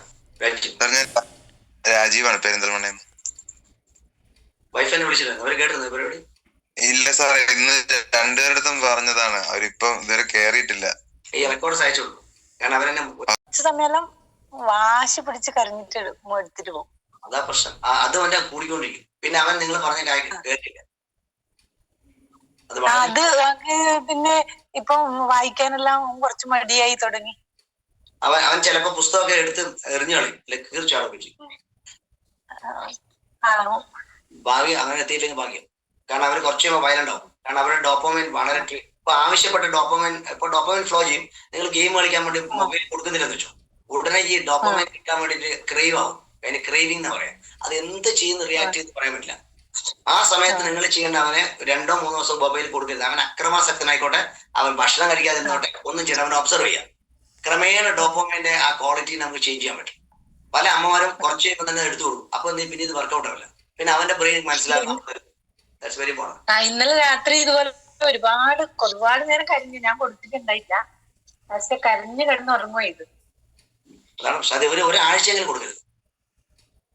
അവരെ ശ്രദ്ധിക്കണം. നേരം അവരെങ്ങനെ റിയാക്ട് ചെയ്ത് എനിക്ക് പറയാൻ പറ്റില്ല. പൊതുവെ മൊബൈൽ അതിന് യൂസ് ചെയ്യാൻ കൊടുക്കുന്നില്ല. പക്ഷെ ഇത് നിങ്ങൾക്ക് അറിയാത്തോണ്ടാണ്. പക്ഷേ എത്ര രക്ഷിതാക്കൾ ഇങ്ങനെ തെറ്റിദ്ധരിച്ച് കൊടുക്കണം. ഇത് കൊടുത്ത് ഡോപ്പമൈൻ അങ്ങോട്ട് അവനൊരു പഠിക്കേണ്ട സാധനത്തിലേക്ക് അത് മാറ്റുവാണ്. ധ്യാനം നമ്മൾ ചെയ്യുന്നത് ഇത്തരത്തിലുള്ള കുട്ടികളെ എങ്ങനെ കൺവേർട്ട് ചെയ്യാം. Very serious. ഒരുപാട് ഇത്തരത്തിൽ പ്രോഗ്രാംസ് അതുകൊണ്ട് പലരും അവരുടേതായ സ്റ്റാറ്റസ് സിമ്പിളാക്കി മാറ്റുമ്പോഴാണ് ഒരുപാട് പ്രശ്നങ്ങൾ വരുന്നത്. എന്റെ വീടിനടുത്ത് 4 ദിവസം മുന്നേ ഒരു 22 വയസ്സുള്ള പെൺകുട്ടി ആത്മഹത്യ ചെയ്തു. ആ കുറിപ്പ് എഴുതി എനിക്ക് കോൺഫിഡൻസ് കിട്ടുന്നില്ല, പഠിച്ച ജോലി കിട്ടുന്നില്ല, ഇന്റർവ്യൂവിന് പോകാൻ തയ്യാറാവുന്നില്ല, പറ്റുന്നില്ല, അതുകൊണ്ട് ഞാൻ ആത്മഹത്യ ചെയ്യുന്നു. ആത്മഹത്യ ചെയ്യുന്നതിന്റെ 10 മിനിറ്റ് മുന്നേ ബ്രദറിനെ വിളിച്ചു പറഞ്ഞു ഞാൻ ആത്മഹത്യ ചെയ്യാൻ പോവാണ്. കുട്ടികളുടെ മാനസികാവസ്ഥ അത്രത്തോളം ഭീകരാന്നുള്ളത് കുട്ടികളെ മാത്രം പറയാം. ഇന്നിപ്പോ കോൺഫിഡന്റ് ഗ്രൂപ്പിന്റെ ആൾ ആത്മഹത്യ കഫേ മരിച്ചു പറയാം. അതിനെ കുറിച്ച് റിസർച്ച് ചെയ്തുകൊണ്ടിരിക്കണം. ഹൗ ഇറ്റ് ഈസ് ഹൈ പ്രൊഫൈലുള്ള ഹൈ സമ്പന്നന്മാരൊക്കെ പെട്ടെന്ന് വയ്ക്കാൻ കാണാം. ഈ സെയിം ഡോപ്പമൈൻ പ്രശ്നമാണ്. നമ്മുടെ ബ്രെയിൻ ആണ് ഈ പ്രശ്നം ഉണ്ടാക്കുന്നത്. ഞാൻ ഒറ്റപ്പെടും, എന്നെ എല്ലാവരും വെറുക്കും, ഞാൻ തെറ്റ് ചെയ്യുന്നൊക്കെ തോന്നുന്ന ചില തെറ്റായ ഇൻഫർമേഷൻ കൊടുക്കുന്ന വിധത്തിലേക്ക് BTA ട്രിഗർ ചെയ്യും. ഞാനിപ്പോ എന്റെ റിസർച്ചിന്റെ അത് കൺസൾട്ടേഷൻ വരുമ്പോഴേക്കും അത് വരും. അപ്പോഴെനിക്ക് മനസ്സിലാവുന്ന exactly we can predict who is die. നമ്മൾ ശരിയാക്കിയെടുക്കാം. എനിക്കത് ഇപ്പൊ എത്ര പേരെ പിടിക്കുന്നറില്ലേ? 110 ആണെങ്കിൽ മേ ബി അവരുടെ കുട്ടികളൊക്കെ നമുക്ക് മാറ്റിയെടുക്കാൻ പറ്റും. 100%, not 99. So a strategy is there. Okay. Good evening, sir. Good evening, please. Next. ഞാൻ യാനത്തിൽ രാവിലെ എല്ലാ ദിവസവും പങ്കെടുക്കുന്ന ഒരാളാണ്. എല്ലാ ദിവസവും ഇല്ലെങ്കിലും അധിക ദിവസം പങ്കെടുക്കുന്ന ഒരാളാണ്. അപ്പൊ ഞാൻ അതിന്റെ ഭാഗമായിട്ട് ഇന്ന് കുറച്ച് ആൾക്കാർക്ക് ഇതിന്റെ ലിങ്കും കാര്യങ്ങളൊക്കെ കൊടുത്തിന്. നിലവിൽ ആരും കേറിയിട്ട് കാണുന്നില്ല. എന്റെ മക്കളും ഞാനും വൈഫും കൂടിയാണ് ഇപ്പൊ ഈ പരിപാടി കണ്ടത്. അപ്പം മോൻ +2 ആണ്, ഒരാള് 9ാം ക്ലാസ്. ഒരാളിപ്പോ അടുത്തുണ്ട്. മകനാണ്. ഞാൻ കൊടുക്കാം. എന്താ പേര്? ഹേമന്ത്. ഹേമന്ത് +1 ആണോ? +2. ഏതാ? സയൻസ് ആണോ ആർട്സ് ആണോ? ഏതാണ്? കൊമേഴ്സ്? സയൻസ്. ഓക്കെ. എന്താ ഡ്രീം? പഠിച്ച ഡ്രീം? അങ്ങനെയൊന്നുമില്ല. Very good. കുഴപ്പമില്ല. ഈ ഞാൻ പറഞ്ഞ ക്ലാസ് കേട്ടിരുന്നോ? കേട്ടായിരുന്നു. എന്ത് തോന്നുന്നു നിങ്ങൾക്ക്? ഈ പഠനവുമായി ബന്ധപ്പെട്ട് ഇത്തരത്തിലുള്ള പ്രശ്നങ്ങളൊക്കെ ഉള്ളത് തന്നെയല്ലേ? അതെ. എന്താണ് മോന് തോന്നുന്നത്? എന്താണ് ഈ ഒരു സൊല്യൂഷൻ? നിങ്ങളുടെ തലമുറ എന്ത് ചിന്തിക്കുന്നു അറിയാൻ വേണ്ടിയിട്ടാ. അങ്ങനെയൊന്നും പറയാനില്ല. നിങ്ങൾ എത്ര മണിക്കൂർ പഠിക്കുന്നുണ്ട് ഇപ്പൊ ഒരു ദിവസം? ഞാൻ കുറച്ചേ പഠിക്കില്ല, കുറച്ച് സമയം. അത് കഴിഞ്ഞാണ് നിങ്ങൾക്ക് പഠിക്കാൻ താല്പര്യം കുറയുന്നതാണോ ശ്രദ്ധ കുറയുന്നതാണോ? എന്താ സംഭവിക്കണേ? ഞാൻ 10 വരെ മര്യാദക്ക് പഠിച്ചോണ്ടിരുന്ന. പിന്നെ എന്ത് പറ്റി? പിന്നെ +1 ആകുമ്പോഴേക്ക് ഒരു ഫോൺ മേടിച്ച്. പിന്നെ ചോദിക്കുന്നതുകൊണ്ട് നമ്മളിത് പ്രശ്നമൊന്നുമില്ല, നമ്മളെല്ലാം കുടുംബമായി കണ്ടാൽ മതി. എന്താണ് മോൻ അത് കൂടുതൽ കാണുന്നത്? ഗെയിമുകളാണ്? അങ്ങനെ ചോദിച്ചാല് പൈസ എങ്ങനെ ഉണ്ടാക്കാന്നല്ലേ? അത് നല്ല കാര്യമാണ്. അതിൽ എന്താണ് ഈ നോക്കുന്നത്? പൈസ ഉണ്ടാക്കാൻ പറ്റുന്ന ഇതിൽ യൂട്യൂബിൽ കാണോ അല്ലെങ്കിൽ ഏത് മേഖലയിലാണ് മോൻ നോക്കുന്നത്? ഞാൻ ട്രേഡിങ്, ഡ്രോപ്പ് ഷിപ്പിങ്. അങ്ങനെ. അത് നോക്കുന്ന സമയത്ത് കൂടുതൽ സമയം അങ്ങോട്ട് എത്ര മണിക്കൂർ ഉണ്ടാവും ഒരു ദിവസം നോക്കുന്നത്? അങ്ങനെയൊന്നുമില്ല. പരീക്ഷയുടെ തലേന്ന് അങ്ങനെ 2 ദിവസം നമുക്ക് പഠിക്കലല്ലോ. ബാക്കി അങ്ങനെ പഠിക്കുന്ന ശീലമില്ല? ഇല്ല. ഫോൺ മേടിച്ച പിന്നല്ലേ പോയി. അപ്പൊ പ്രശ്നം ഫോണാണ് വിനീഷ്. ഫോണിനെ കുറിച്ച് പറഞ്ഞല്ല, ആ ഫോണിലൂടെ ഇപ്പൊ നിങ്ങൾ പ്രോഗ്രാം കാണുന്നത്. പക്ഷെ എനിക്ക് തോന്നുന്നു മോനെ നിർബന്ധമായും അതിൽ നിന്ന് ഇതൊക്കെ ചെയ്യുന്നതൊക്കെ നല്ല കാര്യങ്ങളാണെങ്കിൽ പോലും ഇത് സിനിമ കണ്ടാലും ഒരു മേ ബി ഒരു ഗെയിം ആയാലും ഒക്കെ ബ്രെയിനിന്റെ ഡോപ്പമൈൻ ഫ്ലോ ഈസ് ചെയ്യും. ക്വാളിറ്റി മാത്രമേ വ്യത്യാസമുണ്ടാവും. അതിലേക്ക് നീ അട്രാക്ട് ചെയ്യും. അപ്പൊ നിന്റെ വിജയത്തിന് പറ്റുന്ന കാര്യത്തിലേക്ക് മാത്രം മാറ്റി വെക്കുക. ഏതായാലും എക്സാം സമയത്തെങ്കിലും അത് ഒഴിവാക്കും. എന്തായാലും 3 ദിവസം പഠിച്ച പല ചോദ്യങ്ങൾ പരീക്ഷ കിട്ടാതിരിക്കില്ലേ? അതൊരു നിരാശയുണ്ടാവും. അത് വലിയ പാടാണ്. ഞാൻ പഠിച്ചിരുന്നെങ്കിൽ എന്ന് എപ്പോഴും ഓരോ പരീക്ഷ പോകുമ്പോൾ ചിന്തിക്കും, അടുത്ത പരീക്ഷ നടന്നു. ശരിയല്ലേ? മോന്റെ പേരെന്താ? ഹേമന്ത് തുറന്ന് സംസാരിച്ചതിന് ഹേമന്തിന് വളരെ താങ്ക്സ്. ഹേമന്തിന് ചോദ്യം ഉത്തരവ് ഹേമന്തന് അറിയാം. അതാണ് അതിന്റെ ഏറ്റവും വലിയ ബ്യൂട്ടി. ഹേമന്ത് വളരെ നിഷ്കളങ്കമായി പറഞ്ഞ ഉത്തരവാണ് ഈ മൊബൈൽ ഫോൺ. ഇന്നും ഈ വിഷയം ചർച്ച ചെയ്യപ്പെടുന്നുണ്ട്. പ്രത്യേകിച്ച് നൊമോഫോബിയ എന്നാണ് ഈ അസുഖത്തിന്റെ പേര്, ഡിജിറ്റൽ അഡിക്ഷൻ. അതിനൊറ്റ വഴിയുള്ളൂ, ഡിജിറ്റൽ ഡീറ്റോക്സ്. അതായത് അതിൽ നിന്ന് ക്രമേണ ഒരു 5 മിനിറ്റോ 2 മിനിറ്റോ കുറക്കുക. അതിന് 2 minutes ടെക്നോളജി ടെക്നിക്സ് എന്ന് പറയും. ഈവൻ 5 സെക്കൻഡ് ആയാലും മതി. മെൽ റോബിൻസിന്റെ ഒരു 5 സെക്കൻഡ് അതിൽ മാറിയിക്കുക, പിന്നെ 10 സെക്കൻഡ് ആവും. കൂട്ടി മാറി നിന്ന് അപ്പോൾ നിങ്ങൾക്ക് എന്തെങ്കിലും ക്രിയേറ്റീവായ മറ്റൊന്ന് ചെയ്തുകൊണ്ടിരിക്കുകയും വേണം. അതായത് മാറി നിന്നിട്ട് വെറുതെ ഇരുന്നാൽ അപകടമാവും. You do something which is very passionate. അതിലേക്കൊന്നും കൂടെ മാറുക. അങ്ങനെ നിങ്ങൾ ഈ പ്രോസസ്സ് ചെയ്തുകൊണ്ടിരിക്കുന്ന സമയത്ത് ഡോപ്പമൈൻ ഫ്ലോ ഇങ്ങോട്ടേക്ക് ഷിഫ്റ്റ് ചെയ്യും. എന്ന് പറഞ്ഞാൽ ഒരു വലിയ നദി ഒഴുകി വരുമ്പോൾ ഒരാൾ ഒരു സൈഡിലേക്ക് ചാലി കയറുന്നു, ഒരാൾ മറ്റു സൈഡിലേക്ക് ചാലി കയറുന്ന പോലെ വെള്ളം പോകും. വെള്ളത്തിന് ഒരു റോളും ഇല്ല. That is dopamine. സോ ഒന്ന് ശ്രദ്ധിച്ച് നോക്കുക, ഭാവിയിലെ വലിയൊരു സമ്പന്നാവട്ടെ. ഇനി റോൾ മോഡൽ പക്ഷേ ഇതിലിപ്പോ കേട്ട് നോക്കുമ്പോ യഥാർത്ഥ കുറ്റവാളികൾ എന്ന് പറയുന്നത് ഈ കുട്ടികളുടെ രക്ഷിതാക്കളാണ്. പലരും അഭിപ്രായം പറഞ്ഞ് കേട്ട് എല്ലാവരും പറഞ്ഞതിലും കാര്യം കുട്ടികൾക്ക് ഈ മൊബൈൽ ഫോൺ വാങ്ങിക്കൊടുത്ത് രക്ഷിതാക്കളെയാണ് നമ്മൾ കുറ്റം പറയുന്നത്. അവർക്കാണ് യഥാർത്ഥത്തിൽ ഈ ക്ലാസ് കിട്ടേണ്ടത്. കുട്ടികൾ നന്നായിട്ട് പഠിക്കാനും വളരാനും ഒക്കെ താല്പര്യമുള്ള കുട്ടികളാണ്. പുതുതലമുറയിലെ കുട്ടികൾ പ്രത്യേകിച്ച് വലിയ ആംബിഷനുള്ള കുട്ടികൾ തന്നെയാണ്. പക്ഷെ അവർക്ക് ഈ മൊബൈൽ ഫോൺ വാങ്ങിച്ചു കൊടുത്ത് ഒരു പൊങ്ങച്ചത്തിന് അയൽപക്കത്തെ വീട്ടിലെ കുട്ടിക്ക് മൊബൈൽ ഫോൺ ഉണ്ട്, എന്റെ കുട്ടിക്കും ഒന്നില്ലാത്തതിൽ കുറച്ചിലാന്നുള്ള തോന്നല്. ഇനി ഇതങ്ങോട്ട് വാങ്ങിക്കൊടുത്തിട്ട് ഈ കുട്ടികളുടെ വീട്ടിൽ നിന്നുണ്ടാക്കുന്ന ശല്യം ഒഴിവാക്കിട്ടെ അവരതിൽ നോക്കി അങ്ങ് ഇരുന്നോളൂല്ലോ എന്നുള്ള വിചാരത്തില് ഞാൻ ഇന്നലെ ഒരു ഹോസ്പിറ്റലിൽ പോയപ്പോ ചന്ദ്രമാഷം കൊണ്ട് പോയതാണ്. ഒരു 3 വയസ്സുള്ള കുട്ടീന്റെ കയ്യിൽ ഒരു ഫോൺ കൊടുത്തിട്ട് അമ്മ വേറെ എവിടെയോ നോക്കി നിൽക്കുവാണ്. അപ്പൊ ആ ശല്യം ഒഴിവാക്കി കിട്ടാൻ വേണ്ടിയിട്ട് ചെറുപ്രായത്തിൽ തന്നെ കുട്ടികൾക്ക് മൊബൈൽ ഫോൺ വാങ്ങിക്കൊടുത്തിട്ട് അവരെ വഷളാക്കുന്നത് ഈ രക്ഷിതാക്കളാണ്. അവർക്കാണ് യഥാർത്ഥത്തിൽ ക്ലാസ് കൊടുക്കേണ്ടത്. മാഷ ക്ലാസ് തുടക്കത്തിൽ തന്നെ പറഞ്ഞിട്ടുണ്ട് കുട്ടികൾക്കും രക്ഷിതാക്കൾക്കും കൂടി വേണ്ടിയിട്ടുള്ളതാണ് എന്നുള്ളത്. അതൊരു ഓർമ്മപ്പെടുത്തൽ കൂടിയായിരുന്നു മാഷത് എന്ന് മനസ്സിലാക്കാൻ പറ്റുന്നുണ്ട്. യഥാർത്ഥത്തിൽ ക്ലാസ് കിട്ടേണ്ടത് രക്ഷിതാക്കൾക്കാണ്. അവരാണ് ഈ കുട്ടികളെ വഷളാക്കുന്നത്. ചെറിയൊരു തിരുത്തല് കൂടിയുണ്ട് പക്ഷേ അതിനകത്ത് ഈ പറഞ്ഞ രീതിയിലേ ഒരു 4 വർഷം മുന്നേ നിർബന്ധമായിട്ടും മക്കൾക്ക് മൊബൈൽ ഫോൺ മേടിച്ചു കൊടുക്കണം എന്നുള്ള നിർദ്ദേശം ഉണ്ടായിരുന്നു. ഇപ്പൊ 10ാം ക്ലാസ്സും +2 ഒക്കെ പഠിക്കുന്ന കുട്ടികളെ സംബന്ധിച്ച് അവർ 5ാം ക്ലാസ്സിൽ പഠിച്ചിരുന്ന സമയത്ത് അവർക്ക് നിർബന്ധമായിട്ടും മൊബൈൽ ഫോൺ ഇല്ലായിരുന്നെങ്കിൽ പഠിക്കാൻ കഴിയാത്ത അവസ്ഥയായിരുന്നു. അന്ന് അധ്യാപകർ നിർബന്ധിച്ച് മൊബൈൽ ഫോൺ മേടിച്ചു. ഞാൻ എന്റെ കെയർ ഓഫിൽ തന്നെ ഒരു 10-15 പേർക്ക് പൈസ ഇല്ലാത്ത ആളുകൾക്ക് മൊബൈൽ ഫോൺ പിരിവിട്ട് വാങ്ങിച്ചു കൊടുത്തിട്ടുണ്ട്. അത് പൊങ്ങച്ചത്തിന്റെ ഭാഗമായിട്ട് മേടിച്ചു കൊടുത്തല്ല, കൊറോണ വന്ന സമയത്ത് നിർബന്ധിക്കപ്പെട്ട് ആ ഓൺലൈൻ ക്ലാസ്സുകളിലേക്ക് മാറിയ കുട്ടികളാണ്. പുതിയ കുട്ടികളുടെ കാര്യമല്ല ഞാൻ പറഞ്ഞത്. അഭിലാഷ് പറഞ്ഞതിലേക്കൊന്ന് ഞാൻ ഇന്റർപ്രറ്റ് ചെയ്യാം. പറഞ്ഞ കറക്റ്റാണ്. ആ സമയത്ത് കൊടുത്തിട്ട് അന്ന് മാറ്റാൻ പറ്റില്ല. പക്ഷെ ഒരു കാര്യം ഉറപ്പാണ്, ഞാൻ പ്രേക്ഷകർക്ക് വേണ്ടി പറയുന്നു, കുറച്ചാളെ ഏതൊക്കെ ട്രെയിനിങ് ഞാൻ പറഞ്ഞു കൊടുത്തിട്ടുണ്ട്. ഏറ്റവും കൂടുതൽ വിദ്യാഭ്യാസ രംഗത്ത് അഡ്വാൻസ് ചെയ്തിരിക്കുന്ന സ്കാൻഡിനേവിയൻ രാജ്യങ്ങളാണ്, എസ്പെഷ്യലി നോർവേ, സ്പെയിൻ, ബെൽജിയം അവർ വരുന്നത്. അതിൽ നോർവേയിൽ അവരുടെ നേരിട്ട് ട്രെയിനിങ് എനിക്ക് 12 വർഷം മുമ്പ് artificial intelligence and machine learning in future education ഒരു വലിയൊരു ഇന്റർനാഷണൽ കോൺഫറൻസിൽ ഡൽഹി പങ്കെടുത്തിട്ടുണ്ട്. ആ സമയത്ത് അവർ പറഞ്ഞിരുന്നു ഈ ഡിജിറ്റൽ ലേണിംഗ് ഈസ് മസ്റ്റ്. പക്ഷെ അന്ന് ഞാൻ അതിലത്തെ ഒരു കോച്ചോട്, ഒരു വലിയൊരു ഇന്റർനാഷണൽ കോച്ചോട് ഞാൻ സംസാരിച്ചു, sir it is a dangerous thing what is happening in life later. പക്ഷെ കഴിഞ്ഞ 2-3 മാസമായിരുന്നു, അല്ലെങ്കിൽ ഒരു 5 മാസത്തിനുള്ളിൽ നോർവേ ഡിസിഷൻ എടുത്തു, we will be away from the digital learning. Digital learning അവർ നിർത്തുകയും അവർ ബുക്സ് കുട്ടികൾക്ക് കൊടുക്കാൻ വേണ്ടിയിട്ടുള്ള സ്കാൻ എല്ലാം, ഈവൻ ഫിൻലാൻഡ് പോലും ഒരുപാട് മാറ്റങ്ങൾ വന്നു. എല്ലാ രാജ്യങ്ങളിലും പുസ്തകങ്ങളെ കൺവേർട്ട് ചെയ്യാൻ തുടങ്ങി. But India has to start. നമ്മളത് ചെയ്തേ പറ്റും. കാരണം ഇതിൽ ഒരു നിശ്ചിത സമയങ്ങളിൽ വായനയിലേക്ക് വരണം.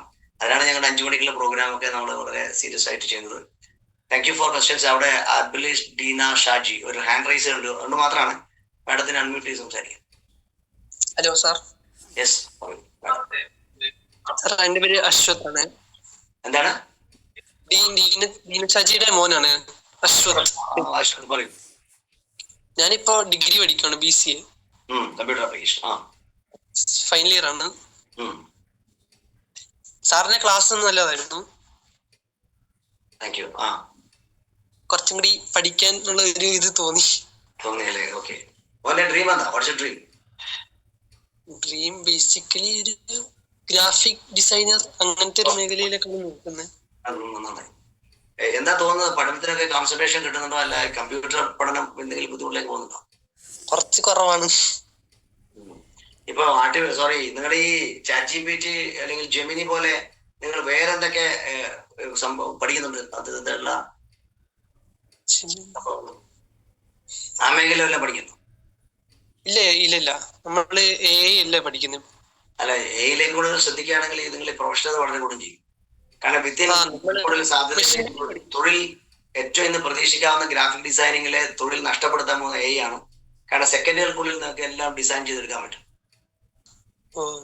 പഴയ സിനിമകളുടെ എൻഡിങ് ഒക്കെ മാറ്റിയിട്ടുള്ള എ കോഴ്സ് ഇഷ്ടംപോലെ വരാൻ തുടങ്ങി. നിങ്ങൾ അഡ്വാൻസ് ആയിട്ട് കമ്പ്യൂട്ടർ ആയതുകൊണ്ട് ഞാൻ പറഞ്ഞാൽ you have to think like that. You have to go in that. Okay sir. Thank U.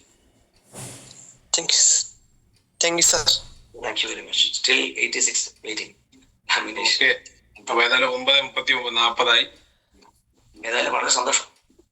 അതെ, ഒരുപാട് സന്തോഷം. കാരണം ഏകദേശം 200 ആളുകൾ നമ്മുടെ പ്രോഗ്രാമിൽ നിന്ന് കേൾക്കാൻ വേണ്ടി വന്നു. അതിന് സഹായിച്ച, അവർക്ക് ലിങ്ക് അയച്ചു കൊടുത്ത എല്ലാവരുള്ള നന്ദി നമ്മൾ അറിയിക്കുകയാണ്.